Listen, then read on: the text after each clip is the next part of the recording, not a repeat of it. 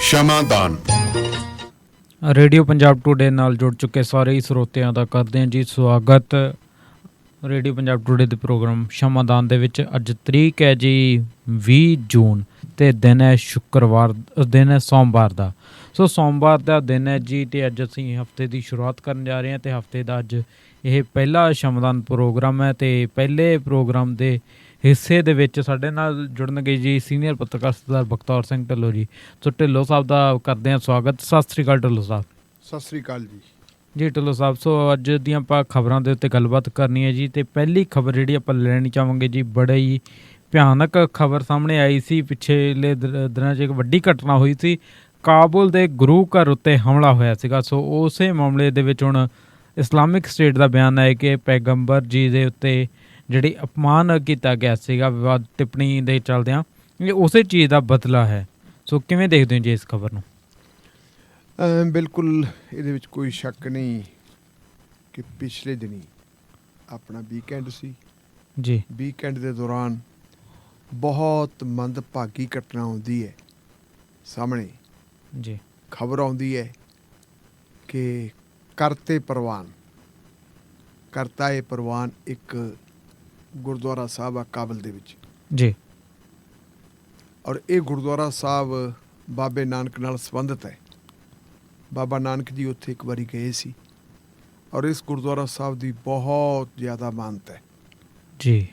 ਉੱਥੇ ਕੁਝ ਹਥਿਆਰਬੰਦ ਬੰਦੇ ਜਬਰੀ ਉਹਦੇ 'ਚ ਦਾਖਲ ਹੁੰਦੇ ਹੈ। ਦਾਖਲ ਹੋ ਕੇ ਉਹ ਗੋਲੀਆਂ ਚਲਾ ਦਿੰਦੇ ਹੈ। ਜਾਣਕਾਰੀ ਇਹ ਮਿਲੀ ਕਿ ਉਹਦੇ 'ਚ 2 ਵਿਅਕਤੀਆਂ ਦੀ ਮੌਤ ਹੋ ਗਈ ਜੀ। ਇੱਕ ਗੁਰੂ ਘਰ ਦੀ ਸਾਂਭ ਸੰਭਾਲ ਕਰਨ ਵਾਲਾ ਜਾਂ ਸਿਕਿਉਰਿਟੀ ਦਾ ਕੰਮ ਕਰਨ ਵਾਲਾ ਅਫਗਾਨ ਮੁਸਲਮਾਨ ਸੀ। ਅੱਛਾ ਜੀ। ਔਰ ਦੂਸਰਾ ਇੱਕ ਸਰਦਾਰ ਸੀ, ਸਿੱਖ ਸੀ। ਅੱਛਾ ਜੀ। ਅਤੇ ਨਾਲ ਹੀ ਇਹਦੇ ਇੱਕ ਸਾਨੂੰ ਇਹ ਵੀ ਦੇਖਣ ਵਾਲੀ ਗੱਲ ਹੈ ਕਿ ਜਦੋਂ ਇਹ ਹਮਲਾ ਹੋਇਆ ਸੀ ਅਤੇ ਹਮਲਾ ਬੜਾ ਭਿਆਨਕ ਸੀ। ਇਸ ਹਮਲੇ ਦੇ ਦੌਰਾਨ ਹੀ 2 ਸਿੱਖ ਭਰਾਵਾਂ ਨੇ ਗੁਰੂ ਗ੍ਰੰਥ ਸਾਹਿਬ ਜੀ ਦੇ ਸਰੂਪ ਨੂੰ ਆਪਣੇ ਸਿਰ 'ਤੇ ਚੁੱਕਿਆ। ਹਾਂਜੀ। ਵਰਦੀਆਂ ਗੋਲੀਆਂ ਦੇ ਵਿੱਚ ਉਹਨਾਂ ਨੇ ਸਰੂਪ ਨੂੰ ਲਿਜਾ ਕੇ ਸੁਰੱਖਿਅਤ ਥਾਂ ਦੇ ਉੱਤੇ ਪ੍ਰਕਾਸ਼ ਕੀਤਾ, ਸੰਭਾਲਿਆ। ਜੀ। ਇਹ ਵੀ ਵਿਲੱਖਣ ਗੱਲ ਹੈ ਔਰ ਇਹਨੂੰ ਆਪਾਂ ਕਹਿ ਸਕਦੇ ਹਾਂ ਹੌਸਲਾ ਅਤੇ ਗੁਰੂ ਪ੍ਰਤੀ ਪ੍ਰਤੀਬੱਧਤਾ। ਬਿਲਕੁਲ ਜੀ। ਮੈਂ ਅਕਸਰ ਕਹਿਣਾ ਹੁੰਦਾ ਕਿ ਠੀਕ ਹੈ ਅਸੀਂ ਪੰਜਾਬ 'ਚ ਰਹਿੰਦੇ ਹਾਂ, ਲੇਕਿਨ ਜਦੋਂ ਸਿੱਖੀ ਦੀ ਗੱਲ ਆਉਂਦੀ ਹੈ, ਸਿੱਖੀ ਨੂੰ ਸੁਰੱਖਿਅਤ ਰੱਖਣ ਦੇ ਵਿੱਚ ਜਿਹੜੇ ਪ੍ਰਵਾਸ ਦੇ ਵਿੱਚ ਸਾਡੇ ਭੈਣ ਭਰਾ ਬੈਠੇ ਹੈ, ਉਹਨਾਂ ਦਾ ਬਹੁਤ ਵੱਡਾ ਯੋਗਦਾਨ ਹੈ ਜੀ। ਚਾਹੇ ਕੋਈ ਸਾਬਤ ਸਬੂਤ ਸਿੱਖ ਹੈ, ਚਾਹੇ ਕਿਸੇ ਨੂੰ ਅਸੀਂ ਕਹਿ ਦਈਏ ਕਿ ਉਹਨੇ ਵਾਲ ਨਹੀਂ ਰੱਖੇ ਹੋਏ, ਉਹ ਕਕਾਰਾਂ ਦਾ ਧਾਰਨੀ ਨਹੀਂ, ਅਤੇ ਜੇ ਸਿੱਖ ਭਾਸ਼ਾ ਦੇ ਵਿੱਚ ਉਹ ਕਈ ਕਿਹਾ ਜਾਵੇ ਤਾਂ ਉਹਨਾਂ ਨੂੰ ਪਤਤ ਵੀ ਕਹਿ ਦਿੰਦੇ ਹੈ। ਬਿਲਕੁਲ ਜੀ। ਲੇਕਿਨ ਉਹ ਆਪਣੇ ਵੱਲੋਂ ਗੁਰੂ ਨਾਨਕ ਨਾਮ ਲੇਵਾ ਸਿੱਖ ਜਿਹੜੇ ਹੈਗੇ, ਉਹ ਗੁਰੂ ਗ੍ਰੰਥ ਸਾਹਿਬ ਨੂੰ ਅਤੇ ਸਿੱਖੀ ਨੂੰ ਬਹੁਤ ਸਮਰਪਿਤ ਹੈ। ਹਾਲਾਤ ਹੁੰਦੇ ਹੈ, ਪਰਿਸਥਿਤੀਆਂ ਹੁੰਦੀਆਂ ਜਿਨ੍ਹਾਂ ਦੇ ਚਲਦਿਆਂ ਜ਼ਰੂਰੀ ਨਹੀਂ ਕਿ ਸਾਰੇ ਦੇ ਸਾਰੇ ਲੋਕ ਕੀ ਹੈ ਜਿਹੜੇ ਉਹ ਕੇਸਾਧਾਰੀ ਹੋਣ ਜਾਂ ਉਹ 5 ਕਕਾਰਾਂ ਦੇ ਪੂਰੇ ਹੋਣ। ਹੁਣ ਵੇਖਣ ਵਾਲੀ ਗੱਲ ਇਹ ਹੈ ਇਹਦੇ 'ਚ ਕਿ ਇਹ ਹਮਲਾ ਕੀਤਾ ਕਿਹਨੇ ਹੈ। ਬਿਲਕੁਲ ਜੀ। ਇਹ ਹਮਲਾ ਕਰਨ ਵਾਲੇ ਬੰਦੇ ਕੌਣ ਹੈ? ਅਫਗਾਨਿਸਤਾਨ ਦੇ ਨਾਲ ਸਾਡੇ ਰਿਲੇਸ਼ਨ ਬਹੁਤ ਵਧੀਆ ਰਹੇ ਹੈ ਜੀ। ਹਮਲੇ ਪਹਿਲਾਂ ਵੀ ਹੁੰਦੇ ਰਹੇ ਹੈ, ਲੇਕਿਨ ਇੰਨਾ ਭਿਆਨਕ ਹਮਲਾ ਹੋਇਆ ਅਤੇ ਇਹ ਹਮਲਾ ਜਿਹੜਾ ਹੈ ਇਹਨੇ ਬਹੁਤ ਕੁਛ ਪੁਰਾਣਾ ਯਾਦ ਕਰਵਾਤਾ। ਆਪਾਂ ਇਹ ਵੀ ਜਾਣਦੇ ਹਾਂ ਕਿ ਜਦੋਂ ਅਮਰੀਕੀ ਫੌਜਾਂ ਅਫਗਾਨਿਸਤਾਨ 'ਚੋਂ ਗਈਆਂ, ਉੱਥੋਂ ਦੀ ਜਿਹੜੀ ਸਰਕਾਰ ਸੀ ਉਹ ਸਰਕਾਰ ਡਿੱਗ ਪਈ ਸੀ ਔਰ ਉਹਦੀ ਜਗ੍ਹਾ ਤਾਲਿਬਾਨ ਨੇ ਆ ਕੇ ਸੱਤਾ ਸੰਭਾਲ ਲਈ ਸੀ। ਉਸ ਵੇਲੇ ਤਾਲਿਬਾਨ ਦੇ ਦੌਰ ਦੇ ਵਿੱਚ ਵੀ ਗੁਰੂ ਘਰਾਂ ਦੇ ਉੱਤੇ ਹਮਲੇ ਹੋਏ ਸੀ। ਹੋਰਾਂ ਗੁਰੂ ਘਰਾਂ 'ਤੇ ਵੀ ਹੋਏ ਸੀ ਅਤੇ ਇੱਥੇ ਵੀ ਹੋਏ ਸੀ। ਉਸ ਵੇਲੇ ਵੱਡੀ ਤਾਦਾਦ ਦੇ ਵਿੱਚ ਲੋਕ ਅਫਗਾਨਿਸਤਾਨ ਦੇ ਵਿੱਚੋਂ ਨਿਕਲ ਰਹੇ ਸੀ। ਕਾਬਲ ਦੇ ਹਵਾਈ ਅੱਡੇ ਦੇ ਉੱਤੇ ਆਪਾਂ ਦੇਖਿਆ ਕਿ ਕਿਵੇਂ ਭੀੜਾਂ ਦੀਆਂ ਭੀੜਾਂ ਇਕੱਤਰ ਹੋ ਗਈਆਂ ਸੀ। ਇੱਥੋਂ ਤੱਕ ਕਿ ਜਿਵੇਂ ਜਹਾਜ਼ਾਂ ਨੂੰ ਚੁੰਬੜੀ ਦਾ ਹੁੰਦਾ ਹੈ, ਲੋਕ ਜਹਾਜ਼ਾਂ ਨੂੰ ਐਂ ਚੁੰਬੜ ਗਏ ਸੀ। ਉਦੋਂ ਵੀ ਭਾਰਤ ਦੀ ਸਰਕਾਰ ਨੇ ਉੱਥੋਂ ਦੇ ਹਿੰਦੂਆਂ ਅਤੇ ਸਿੱਖਾਂ ਨੂੰ ਵੀਜ਼ੇ ਦਿੱਤੇ ਸੀ ਔਰ ਉੱਥੋਂ ਦਾ ਸਿੱਖ ਭਾਈਚਾਰਾ ਗੁਰੂ ਗ੍ਰੰਥ ਸਾਹਿਬ ਦੇ ਸਰੂਪਾਂ ਨੂੰ ਬੜੀ ਸ਼ਰਧਾ ਦੇ ਨਾਲ ਲੈ ਕੇ ਆਇਆ ਸੀ ਜੀ। ਅਤੇ ਮੇਰੇ ਉਹ ਮੰਜ਼ਰ ਯਾਦ ਹੈ, ਉਹ ਸਮਾਂ ਮੇਰੇ ਯਾਦ ਹੈ ਜਦੋਂ ਉਹ ਗੁਰੂ ਗ੍ਰੰਥ ਸਾਹਿਬ ਲੈ ਕੇ ਹਵਾਈ ਅੱਡੇ 'ਤੇ ਪੁੱਜੇ ਸੀ। ਉਸ ਵੇਲੇ ਸਾਡੇ ਜਿਹੜੇ ਮੰਤਰੀ ਹੈ, ਕੇਂਦਰ ਦੇ ਵਿੱਚ ਕੈਬਨਿਟ ਮੰਤਰੀ ਹੈ, ਮੇਰੇ ਖਿਆਲ ਦਾ ਸਟੇਟ ਮੰਤਰੀ ਹੈ ਹਰਦੀਪ ਪੁਰੀ ਜੀ, ਜਿਹੜੇ ਸਾਬਕਾ IFS ਹੈ, ਉਹ ਆਪ ਆਪਣੇ ਸਿਰ ਦੇ ਉੱਤੇ ਚੁੱਕ ਕੇ ਗੁਰੂ ਗ੍ਰੰਥ ਸਾਹਿਬ ਜੀ ਦਾ ਸਰੂਪ ਹੈ ਜਿਹੜਾ ਉਹਨੂੰ ਲੈ ਕੇ ਬਾਹਰ ਆਏ ਸੀ। ਸੋ ਹੁਣ ਇਹਦੀ ਜਿਹੜੀ ਜ਼ਿੰਮੇਵਾਰੀ ਲੈਣ ਦੀ ਗੱਲ ਸਾਹਮਣੇ ਆ ਗਈ ਹੈ, ਉਹ ਹੈਗੀ ਜੀ ਇੱਕ ਆਰਗੇਨਾਈਜੇਸ਼ਨ ਹੈ ਜਿਹਦਾ ਨਾਂ ਹੈ ਇਸਲਾਮਿਕ ਸਟੇਟ ਖੁਰਾਸਾਨ ਪ੍ਰੋਵਿੰਸ। ਅੱਛਾ ਜੀ। ਖੁਰਾਸਾਨ ਉੱਥੇ ਦਾ ਇੱਕ ਸੂਬਾ ਹੈ, ਉਹਦੇ ਨਾਲ ਸੰਬੰਧਿਤ ਹੈ ਇਹ ਜਿਹੜੀ ਇਸਲਾਮਿਕ ਸਟੇਟ ਹੈਗੀ। ਬਹੁਤ ਖਤਰਨਾਕ ਇੱਕ ਜਿਹੜੀ ਕੱਟੜ ਜਾਂ ਜਿਹਨੂੰ ਆਪਾਂ ਅੱਤਵਾਦੀ ਆਰਗੇਨਾਈਜੇਸ਼ਨ ਕਹਿ ਦਈਏ, ਉਹਦੀ ਇੱਕ ਸੂਬਾਈ ਇਕਾਈ ਹੈ। ਸ਼ਾਰਟ ਦੇ ਵਿੱਚ ਇਹਨੂੰ ISKP ਕਹਿ ਦਿੰਦੇ ਹੈ।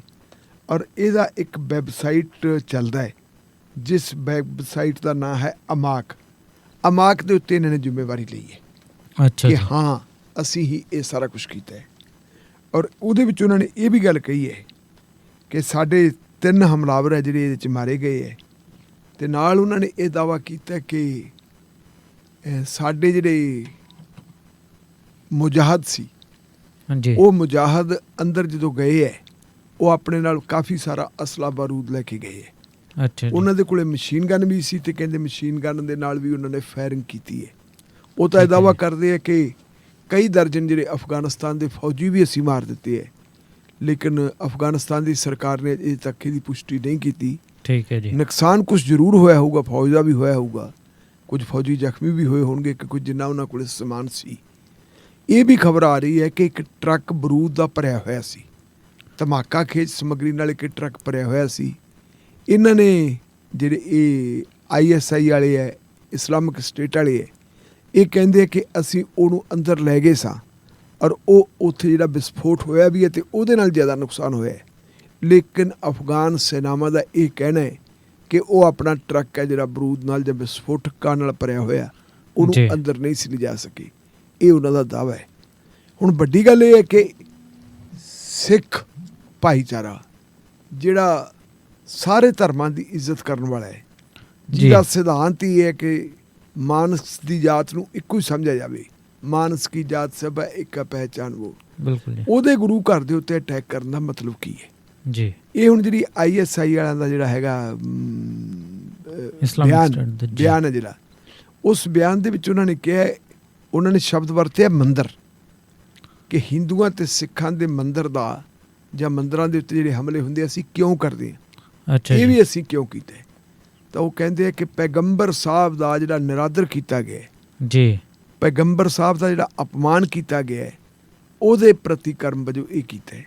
ਸਵਾਲ ਇਹ ਹੁਣ ਪੈਦਾ ਹੁੰਦਾ ਕਿ ਪੈਗੰਬਰ ਸਾਹਿਬ ਦਾ ਅਪਮਾਨ ਕਿਹਨੇ ਕੀਤਾ, ਅਤੇ ਇਹ ਗੱਲ ਵੀ ਉਹਨਾਂ ਨੇ ਸਾਫ਼ ਕਰਤੀ ਕਿ ਇਹ ਅਪਮਾਨ ਕਿਸੇ ਹੋਰ ਨੇ ਨਹੀਂ, ਭਾਰਤੀ ਜਨਤਾ ਪਾਰਟੀ ਦੀ ਇੱਕ ਸਪੋਕਸ ਪਰਸਨ ਜਿਹੜੀ ਹੁਣ ਸਾਬਕਾ ਹੋ ਚੁੱਕੀ ਹੈ, ਨੂਪੁਰ ਸ਼ਰਮਾ, ਉਹਨੇ ਜਿਹੜੀਆਂ ਵਿਵਾਦਤ ਟਿੱਪਣੀਆਂ ਟਾਈਮਜ਼ ਨਾਓ ਦੇ ਇੱਕ ਡਿਬੇਟ ਦੇ ਵਿੱਚ ਕੀਤੀਆਂ ਸੀ, ਔਰ ਉਹਨਾਂ ਵਿਵਾਦਤ ਟਿੱਪਣੀਆਂ ਨੂੰ ਸ਼ਾਇਦ ਰਿਪੀਟ ਕੀਤਾ ਸੀਗਾ, ਉਹਨੂੰ ਕੁਛ ਐਪਰੀਸ਼ੀਏਟ ਕੀਤਾ ਹੋਣਾ ਕੋਈ ਨਵੀਨ ਜਿੰਦਰਾ, ਉਹਨੇ ਉਹਨਾਂ ਦੀ ਵਜ੍ਹਾ ਕਾਰਨ ਇਹ ਅਸੀਂ ਸਾਰਾ ਕੁਛ ਕੀਤਾ ਹੈ। ਆਪਾਂ ਜਾਣਦੇ ਹਾਂ ਜਦੋਂ ਉਹਨਾਂ ਨੇ ਇਹ ਗੱਲ ਕੀਤੀ ਸੀ, ਉਸ ਵੇਲੇ ਭਾਰਤ ਦੇ ਵਿੱਚ ਵੀ ਇਹਦਾ ਵਿਰੋਧ ਹੋਇਆ ਸੀ। ਉਹ ਇਲਾਹਾਬਾਦ ਹੋਵੇ, ਉਹ ਕਾਨਪੁਰ ਹੋਵੇ, ਸਾਰੇ ਥਾਵਾਂ ਦੇ ਉੱਤੇ ਵਿਰੋਧ ਹੋਇਆ ਸੀ। ਔਰ ਉੱਥੇ ਫਿਰ ਇਹ ਵੀ ਹੋਇਆ ਸੀ ਕਿ ਜਿਨ੍ਹਾਂ ਲੋਕਾਂ ਨੇ ਵਿਰੋਧ ਕੀਤਾ ਹੈ, ਉਹਨਾਂ ਦੇ ਉੱਤੇ ਇਲਜ਼ਾਮ ਇਹ ਲਏ ਕਿ ਉਹਨਾਂ ਨੇ ਕਾਨੂੰਨ ਨੂੰ ਆਪਣੇ ਹੱਥ ਵਿੱਚ ਲੈ ਲਿਆ, ਉਹਨਾਂ ਨੇ ਲੋਕਾਂ ਦਾ ਨੁਕਸਾਨ ਕੀਤਾ, ਲੋਕਾਂ ਨੂੰ ਭੜਕਾਇਆ, ਸਰਕਾਰੀ ਜਾਇਦਾਦਾਂ ਦਾ ਨੁਕਸਾਨ ਕੀਤਾ, ਪ੍ਰਾਈਵੇਟ ਜਾਇਦਾਦਾਂ ਦਾ ਨੁਕਸਾਨ ਕੀਤਾ, ਦੰਗੇ ਕਰਵਾਏ ਹੈ। ਅਤੇ ਤੁਹਾਡੇ ਯਾਦ ਹੋਣਾ ਉਦੋਂ ਮੁੱਖ ਮੰਤਰੀ ਯੋਗੀ ਆਦਿੱਤਿਆਨਾਥ ਨੇ, ਜਿਹੜੇ ਉੱਤਰ ਪ੍ਰਦੇਸ਼ ਦੇ ਮੁੱਖ ਮੰਤਰੀ ਹੈ, ਉਹਨਾਂ ਨੇ ਇਹ ਕਹਿ ਦਿੱਤਾ ਸੀ ਕਿ ਇਹ ਜਿਹੜੇ ਗੜਬੜ ਕਰਨ ਵਾਲੇ ਲੋਕ ਹੈ, ਇਹਨਾਂ ਦੇ ਮਕਾਨਾਂ ਨੂੰ ਤਹਿਸ ਨਹਿਸ ਕਰ ਦਿਓ, ਢਹਿ ਢੇਰੀ ਕਰ ਦਿਓ।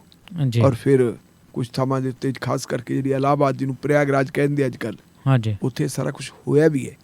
ਵੱਡਾ ਸਵਾਲ ਇਹ ਪੈਦਾ ਹੁੰਦਾ ਹੈ ਕਿ ਭਾਵੇਂ ਜਦੋਂ ਖਾੜੀ ਦੇ ਦੇਸ਼ਾਂ ਦੇ ਵਿੱਚ ਵਿਰੋਧ ਹੋਇਆ, ਉਸ ਵਿਰੋਧ ਦੇ ਚੱਲਦਿਆਂ ਬੇਸ਼ੱਕ ਨੂਪੁਰ ਸ਼ਰਮਾ ਨੂੰ 6 ਸਾਲ ਵਾਸਤੇ ਸਸਪੈਂਡ ਕਰਤਾ ਸੀ, ਨਵੀਨ ਜਿੰਦਲ ਨੂੰ ਜਿਹੜਾ ਹੈ ਬਰਖਾਸਤ ਕਰਤਾ ਸੀ ਭਾਰਤੀ ਜਨਤਾ ਪਾਰਟੀ 'ਚੋਂ, ਭਾਵੇਂ ਉਹਨਾਂ ਨੇ ਸਾਰਾ ਕੁਛ ਕੀਤਾ ਸੀ, ਪਰ ਵੱਡਾ ਸਵਾਲ ਇਹ ਹੈ ਕਿ ਕੀ ਕਿਸੇ ਨੂੰ ਸਸਪੈਂਡ ਕਰਨ ਦੇ ਨਾਲ ਜਿਹੜਾ ਉਹਨੇ ਬੱਜਰ ਅਪਰਾਧ ਕੀਤਾ, ਪਾਪ ਕੀਤਾ, ਉਹ ਧੋਤਾ ਜਾਊਗਾ?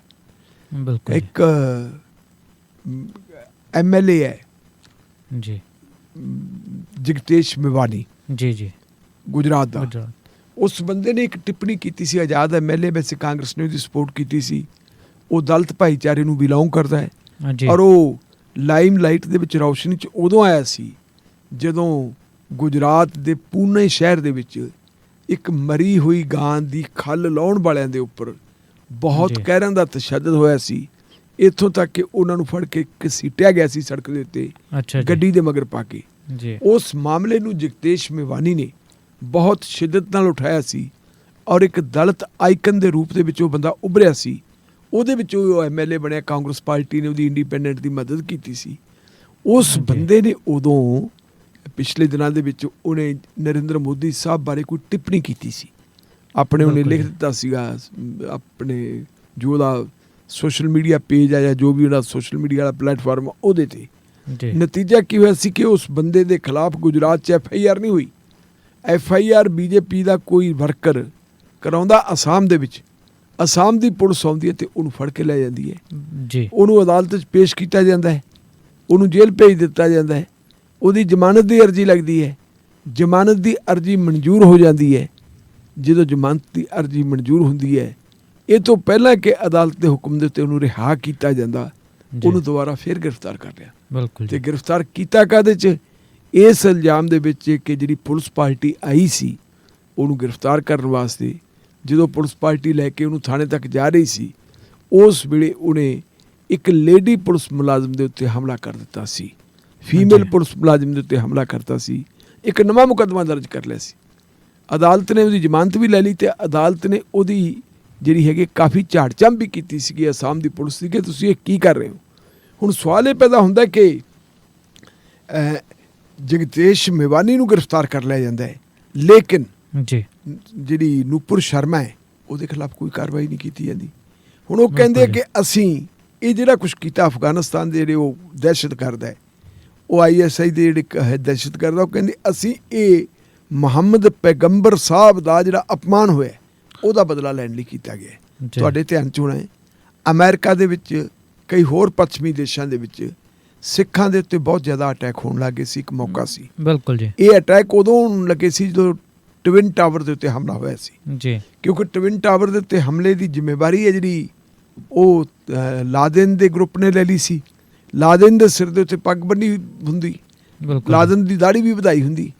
ਉਹ ਇਹ ਸ਼ਨਾਖਤ ਨਹੀਂ ਕਰ ਸਕੇ ਕਿ ਸਿੱਖਾਂ ਦੀ ਪੱਗ ਦਾ ਜਿਹੜੇ ਬੰਦੇਜ ਹੈ ਉਹ ਕਿਹੋ ਜਿਹਾ, ਜਿਹੜੇ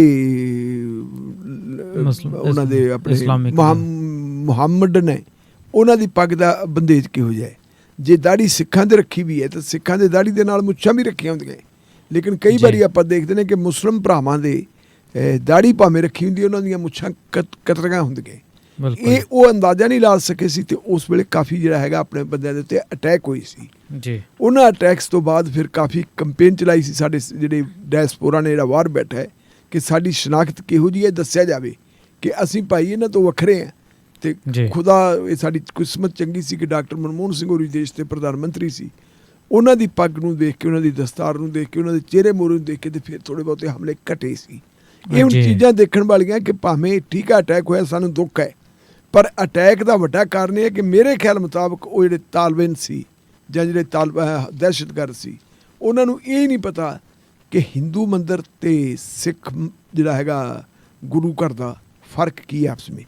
ਮੈਂ ਤਾਂ ਵੈਸੇ ਇਸ ਗੱਲ ਦੇ ਖਿਲਾਫ ਵੀ ਹਾਂ ਵੀ ਹਿੰਦੂ ਮੰਦਰਾਂ ਦੇ ਉੱਤੇ ਵੀ ਕਿਉਂ ਹਮਲਾ ਹੋਵੇ।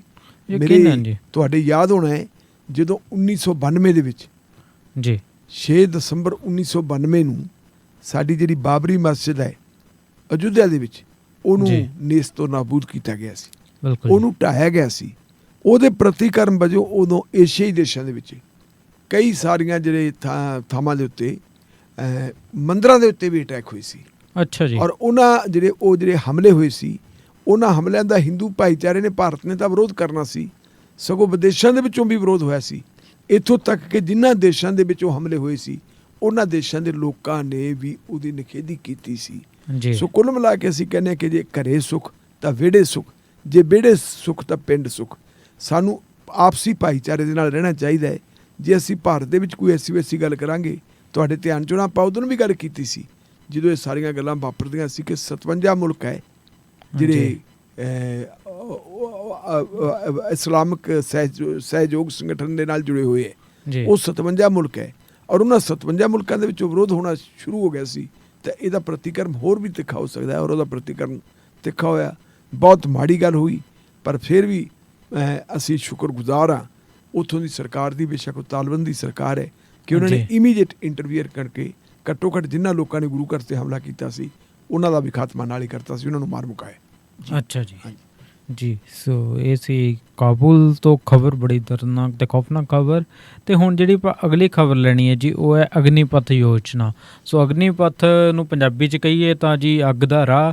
ਪਰ ਜਦੋਂ ਦੀ ਇਹ ਯੋਜਨਾ ਲਾਂਚ ਕੀਤੀ ਹੋਈ ਹੈ, ਪੂਰੇ ਦੇਸ਼ ਦੇ ਵਿੱਚ ਜਿਸ ਹਿਸਾਬ ਦਾ ਨਾਲ ਅੱਗਾਂ ਲੱਗ ਰਹੀਆਂ ਤੇ ਮਸਲੇ ਲਗਾਤਾਰ ਵੱਧਦਾ ਜਾ ਰਿਹਾ ਹੈਗਾ, ਸੋ ਲੱਗਦਾ ਕਿ ਇਸਨੇ ਦੇਸ਼ ਨੂੰ ਹੀ ਅੱਗ ਦੇ ਰਾਹ ਪਾਇਆ ਹੋਇਆ ਹੈ ਜੀ। ਤੇ ਹੁਣ ਇਸ ਫੈਸਲੇ ਨੂੰ ਜਿਹੜਾ ਵਾਪਸ ਲੈਣ ਤੋਂ ਫੌਜ ਦੇ ਅਧਿਕਾਰੀ ਨੇ ਤੇ ਜੇ ਆਪਾਂ ਕਹੀਏ ਕਿ ਸਰਕਾਰ ਹੈ, ਉਹ ਬਿਲਕੁਲ ਵੀ ਹਜੇ ਉਸ ਦਿਸ਼ਾ ਦੇ ਵੱਲ ਜਿਹੜੀ ਹੈ ਹਾਮੀ ਭਰਦੀ ਹੋਈ ਨਜ਼ਰ ਨਹੀਂ ਆ ਰਹੀ ਹੈ। ਤੇ ਉਹਨਾਂ ਨੇ ਸਿੱਧਾ ਕਹਿ ਦਿੱਤਾ ਕਿ ਨਹੀਂ ਵਾਪਸ ਲਵਾਂਗੇ। ਬਿਲਕੁਲ, ਜਦੋਂ ਅਸੀਂ ਅਗਨੀਪਥ ਦੀ ਗੱਲ ਕਰਦੇ ਹਾਂ ਤੇ ਉਹਨੂੰ ਅਸੀਂ ਅੱਗ ਦਾ ਰਾਹ ਕਹਿੰਦੇ ਹਾਂ ਜੀ। ਯੋਜਨਾ ਦਾ ਨਾਂ ਅੱਗ ਦਾ ਰਾਹ ਹੈ।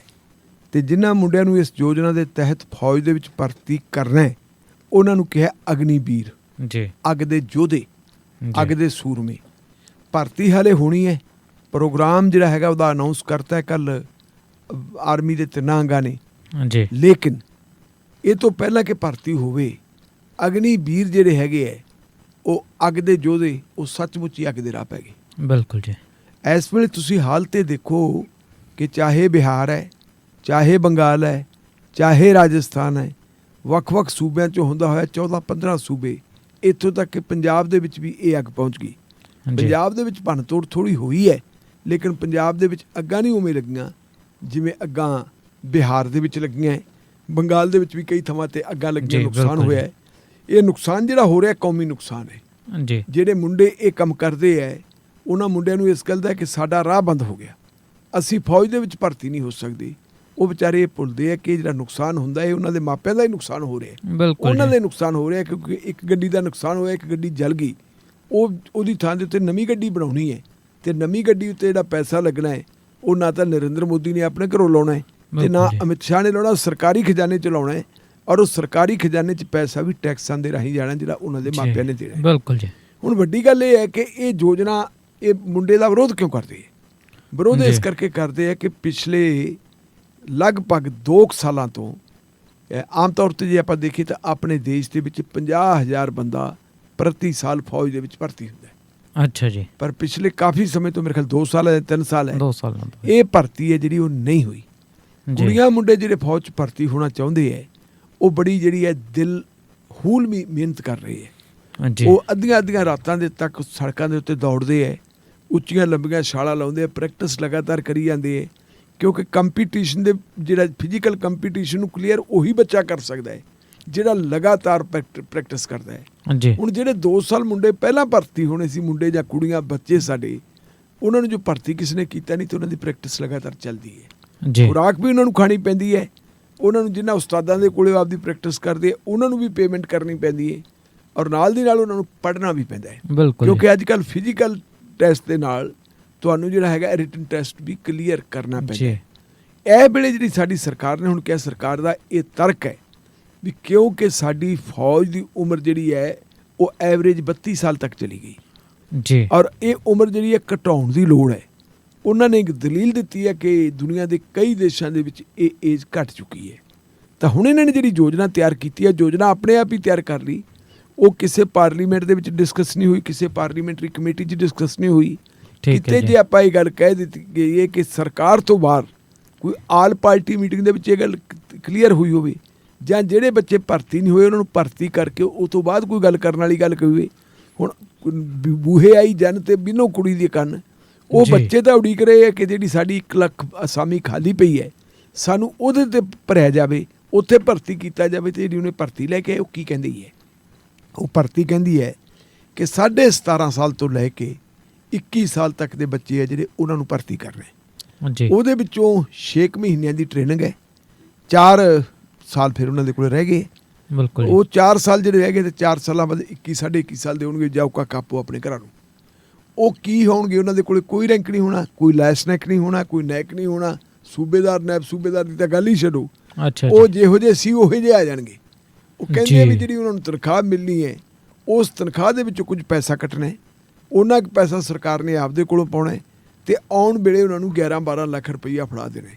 ਹੁਣ ਸਰਕਾਰ ਤਾਂ ਇਹਨੂੰ ਕਹਿੰਦੀ ਵੀ ਜੀ ਬਹੁਤ ਵੱਡੀ ਗੱਲ ਹੈ। ਸਰਕਾਰ ਦੇ ਜਿਹੜੇ ਤੂਤੂ ਹੈ, ਸਰਕਾਰ ਦੇ ਜਿਹੜੇ ਬੁਲਾਰੇ ਹੈ ਜਾਂ ਜਿਹੜਾ ਗੋਦੀ ਮੀਡੀਆ, ਉਹ ਕਹਿੰਦੇ ਜੀ 12 ਲੱਖ ਰੁਪਈਆ ਜਿਹਨੂੰ ਮਿਲ ਗਿਆ ਤੇ ਉਹ 12 ਲੱਖ ਰੁਪਈਆ ਜੀ 4 ਸਾਲਾਂ ਦੇ ਵਿੱਚ ਇਸ ਉਮਰ 'ਚ ਕਿਸੇ ਨੂੰ ਬੰਦਾ ਇਹਨੂੰ ਮਿਲਦਾ ਹੈ, ਉਹ ਕੋਈ ਆਪਦਾ ਬਿਜ਼ਨਸ ਕਰ ਲੂਗਾ।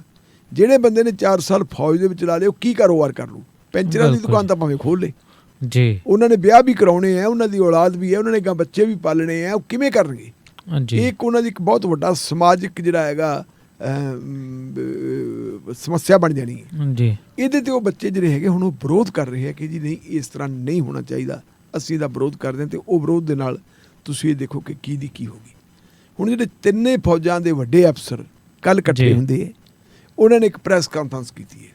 ਉਹਨਾਂ ਨੇ ਕਿਹਾ ਜੀ ਅਸੀਂ ਫੈਸਲਾ ਲੈ ਲਿਆ ਹੈ ਔਰ ਇਸ ਫੈਸਲੇ ਤੋਂ ਫੌਜ ਪਛਾਣ ਨਹੀਂ ਹਟੂਗੀ, ਔਰ ਇਹਦੇ ਲਈ ਉਹਨਾਂ ਨੇ ਇੱਕ ਭਰਤੀ ਦਾ ਪ੍ਰੋਗਰਾਮ ਵੀ ਦੇ ਦਿੱਤਾ ਕਿ ਅਸੀਂ ਆਉਣ ਵਾਲੇ ਦਿਨਾਂ 'ਚ ਭਰਤੀ ਕਰਾਂਗੇ ਜੀ। ਇਹਦੇ ਨਾਲ ਹੀ ਸਰਕਾਰ ਇਹ ਗੱਲ ਵੀ ਕਹੀ ਜਾਂਦੀ ਹੈ ਜੀ ਅਸੀਂ ਖੁੱਲ੍ਹੇ ਮਨ ਦੇ ਨਾਲ ਵਿਚਾਰ ਕਰਨ ਵਾਸਤੇ ਤਿਆਰ ਹਾਂ। ਅਤੇ ਜਦੋਂ ਪ੍ਰੈਸ਼ਰ ਇੰਨਾ ਜ਼ਿਆਦਾ ਪੈ ਗਿਆ, ਪਹਿਲਾਂ ਤਾਂ ਕੁਛ ਵੀ ਨਹੀਂ ਸੀ।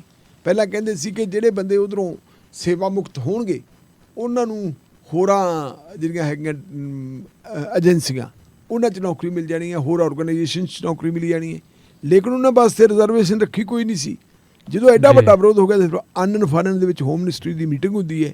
ਫਿਰ ਰਾਜਨਾਥ ਸਿੰਘ ਹੋਰੀ ਬਿਆਨ ਵੀ ਦੇ ਦਿੰਦੇ ਕਿ ਜੀ ਅਸੀਂ ਜਿਹੜਾ ਹੈਗਾ 10% ਇਹਨਾਂ ਬੱਚਿਆਂ ਨੂੰ CRPF ਹੈ ਜਾਂ ਤੁਹਾਡੀ ਇੰਡੋ-ਤਿਬਤਨ ਬਾਰਡਰ ਫੋਰਸ ਹੈ ਉਹਦੇ ਵਿੱਚ ਭਰਤੀ ਕਰ ਲਾਂਗੇ। ਵੈਸੇ ਉਹ ਕਹਿੰਦੇ ਆ ਕਿ 25% ਜਿਹੜੇ ਹੈਗੇ ਹੈ ਬੱਚੇ ਜਿਹੜੇ ਆ ਉਹਨਾਂ ਨੂੰ ਅਸੀਂ ਆਰਮੀ ਦੇ ਵਿੱਚ ਵੀ ਕਰ ਲਾਂਗੇ। ਅਜਿਹੀਆਂ ਉਹਨਾਂ ਨੇ ਗੱਲਾਂ ਕੀਤੀਆਂ ਕਰਾਂਗੇ।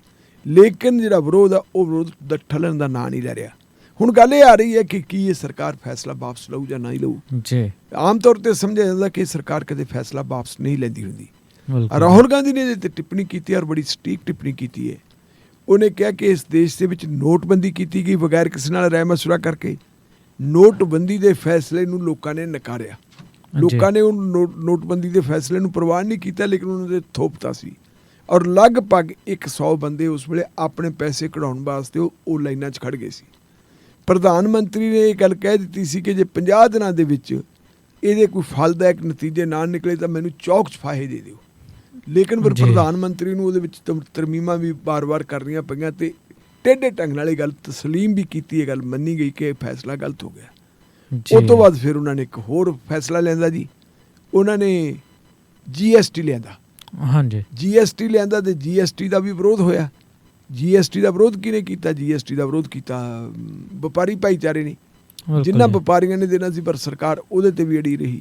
ਉਹ ਤੋਂ ਬਾਅਦ ਫੈਸਲੇ ਤਾਂ ਹੋਰ ਵੀ ਕਈ ਕੀਤੇ, ਲੇਕਿਨ ਇੱਕ ਬੜਾ ਇੰਪੋਰਟੈਂਟ ਫੈਸਲਾ ਉਹਨਾਂ ਨੇ ਕੀਤਾ ਸੀ, 3 ਕਾਲੇ ਕਾਨੂੰਨ ਲੈ ਕੇ ਆਂਦੇ। ਹਾਂਜੀ, ਉਹ 3 ਕਾਲੇ ਕਾਨੂੰਨਾਂ ਦਾ ਕਿਸਾਨੀ ਨੇ ਵਿਰੋਧ ਕੀਤਾ, ਕਿਉਂਕਿ ਜਿਵੇਂ ਜਵਾਨਾਂ ਨੂੰ ਵੀ ਇਸ ਕੌਨਫੀਡੈਂਸ ਦੇ ਵਿੱਚ ਲਿਆ, ਕਿਸਾਨਾਂ ਨੂੰ ਵੀ ਕੌਨਫੀਡੈਂਸ ਦੇ ਵਿੱਚ ਨਹੀਂ ਲਿਆ। ਅਤੇ ਮੈਂ ਇੱਥੇ ਇਹ ਵੀ ਜ਼ਿਕਰ ਕਰ ਦੇਵਾਂ ਕਿ ਕਿਸਾਨੀ ਅਤੇ ਜਵਾਨੀ ਇੱਕੋ ਹੀ ਚੀਜ਼ ਹੈ। ਜਿਹੜੇ ਕਿਸਾਨ ਖੇਤੀਬਾੜੀ ਕਰਦੇ ਆ ਅਤੇ ਮੁਲਕ ਦਾ ਪੇਟ ਭਰਦੇ ਆ ਅਨਾਜ ਨਾਲ, ਉਹਨਾਂ ਦੇ ਬੱਚੇ ਹੀ ਸਰਹੱਦਾਂ 'ਤੇ ਰਾਖੀ ਕਰਦੇ ਆ। ਔਰ ਜੇ ਆਪਾਂ ਦੇਖੀਏ ਫੌਜ ਦੇ ਵਿੱਚ ਭਰਤੀ ਹੋਣ ਵਾਲਿਆਂ ਦੀ ਗਿਣਤੀ ਸ਼ਹਿਰੀ ਖੇਤਰਾਂ 'ਚੋਂ ਨਾ ਮਾਤਰ ਹੈ। ਸ਼ਹਿਰੀ ਖੇਤਰਾਂ ਦੇ ਵਿੱਚ ਤਾਂ ਆਫੀਸਰ ਜਾਂਦੇ ਹੈ। ਜ਼ਿਆਦਾ ਭਰਤੀ ਕਿੱਥੋਂ ਆਉਂਦੀ ਹੈ? ਉਹ ਦਿਹਾਤਾਂ 'ਚੋਂ ਆਉਂਦੀ ਹੈ। ਹਾਂਜੀ, ਅਤੇ ਦਿਹਾਤਾਂ ਦੇ ਵਿੱਚ ਤਾਂ ਖੇਤੀ ਨਾਲ ਰਿਲੇਟਡ ਲੋਕ ਹੀ ਰਹਿੰਦੇ ਹੈ। ਚਾਹੇ ਬੰਦੇ ਕੋਲ ਜ਼ਮੀਨ ਹੈ ਚਾਹੇ ਨਹੀਂ ਹੈ, ਬੇਜ਼ਮੀਨੇ ਵੀ ਹੋਣ ਤਾਂ ਉਹ ਵੀ ਖੇਤੀ ਨਾਲ ਹੀ ਸੰਬੰਧਿਤ ਹੈ। ਪਿੰਡਾਂ ਦੇ ਵਿੱਚ ਜਿਹੜੇ ਸਾਡੇ ਗਰੀਬ ਭੈਣ ਭਰਾ ਜਿਹੜੇ ਹੈਗੇ ਆ, ਚਾਹੇ ਉਹ ਕਿਸੇ ਵੀ ਜਾਤ ਦੇ ਹੋਣ, ਕਿਸੇ ਵੀ ਮਜ਼ਹਬ ਦੇ ਹੋਣ, ਜਿਹੜੇ ਪਿੰਡਾਂ ਦੇ ਵਿੱਚ ਰਹਿੰਦੇ ਉਹਨਾਂ ਕੋਲ ਜ਼ਮੀਨ ਹੈਗੀ ਨਹੀਂ ਹੈਗੀ, ਕਰਦੇ ਉਹ ਖੇਤੀ ਹੈ ਸਾਰੇ। ਕੁਛ ਆਪਦੇ ਖੇਤਾਂ 'ਚ ਕਰ ਲੈਂਦੇ ਆ, ਕੁਛ ਠੇਕੇ 'ਤੇ ਲੈ ਕੇ ਕਰ ਲੈਂਦੇ ਆ, ਨਹੀਂ ਤਾਂ ਕਈ ਮਜ਼ਦੂਰੀ ਵੀ ਕਰ ਲੈਂਦੇ। ਉਹ ਖੇਤੀ ਨਾਲ ਜੁੜੇ ਹੋਏ ਲੋਕ ਹੈ, ਇਹ ਉਹਨਾਂ ਦੇ ਵਿੱਚੋਂ ਕਹੇ ਜਾਣ ਵਾਲੇ ਬੱਚੇ।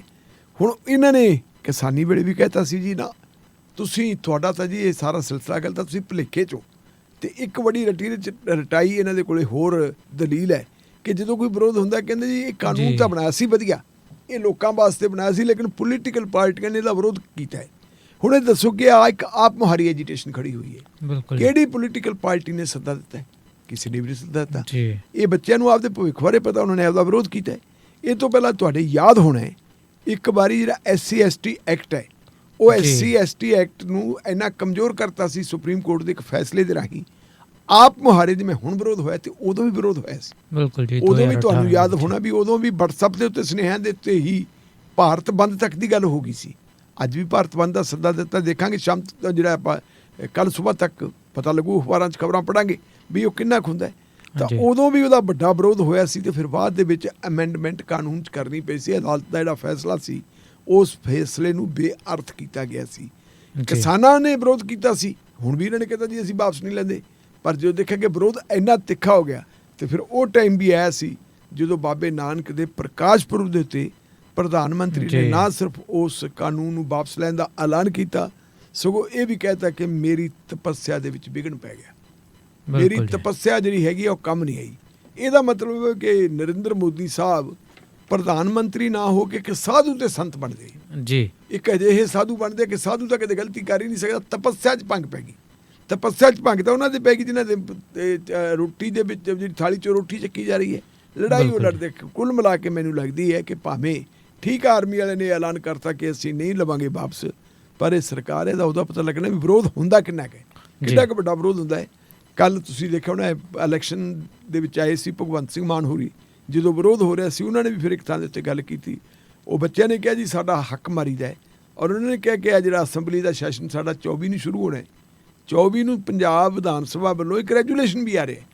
ਅੱਛਾ ਜੀ, ਪਾਸ ਦੇ ਵਿਰੋਧ ਵਿੱਚ ਐਲਾਨ ਕਰ ਦਿੱਤਾ ਭਗਵੰਤ ਸਿੰਘ ਮਾਨ ਨੇ, ਮੁੱਖ ਮੰਤਰੀ, ਠੀਕ ਹੈ ਜੀ, ਕਿ ਜੀ ਅਸੀਂ ਉਹਦਾ ਵਿਰੋਧ ਕਰਾਂਗੇ ਤੇ ਵਿਰੋਧ ਹੋਰਾਂ ਥਾਵਾਂ ਤੋਂ ਵੀ ਹੋ ਰਿਹਾ।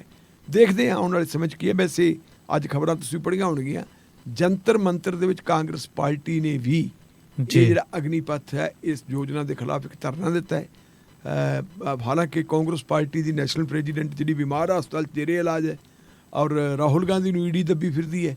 3 ਦਿਨ ਪਹਿਲਾਂ ਉਹਨੇ ਈਡੀ ਦੇ ਸਵਾਲਾਂ ਦੇ ਜਵਾਬ ਦਿੱਤੇ, ਫਿਰ ਛੁੱਟੀ ਆ ਗਈ ਸੀ ਵਿੱਚ ਦੀ, ਸ਼ੁੱਕਰਵਾਰ ਦੀ ਉਹਨੇ ਛੁੱਟੀ ਲੈ ਲਈ ਸੀ, ਸ਼ਨੀਵਾਰ ਐਤਵਾਰ ਦੀ ਛੁੱਟੀ ਆ ਗਈ, ਅੱਜ ਉਹ ਫਿਰ ਉਹਨੂੰ ਤਲਬ ਕੀਤਾ ਵਾ ਦੁਬਾਰਾ, ਫਿਰ ਉਹਦੀ ਗ੍ਰਿਲਿੰਗ ਹੋ ਰਹੀ ਹੈ। ਲੇਕਿਨ ਪ੍ਰਿੰਕਾ ਗਾਂਧੀ ਵਾਡਰਾ ਤੇ ਵੱਡੇ ਲੀਡਰ ਉਹ ਜੰਤਰ ਮੰਤਰ ਦੇ ਧਰਨੇ ਤੇ ਬੈਠੇ ਸੀ।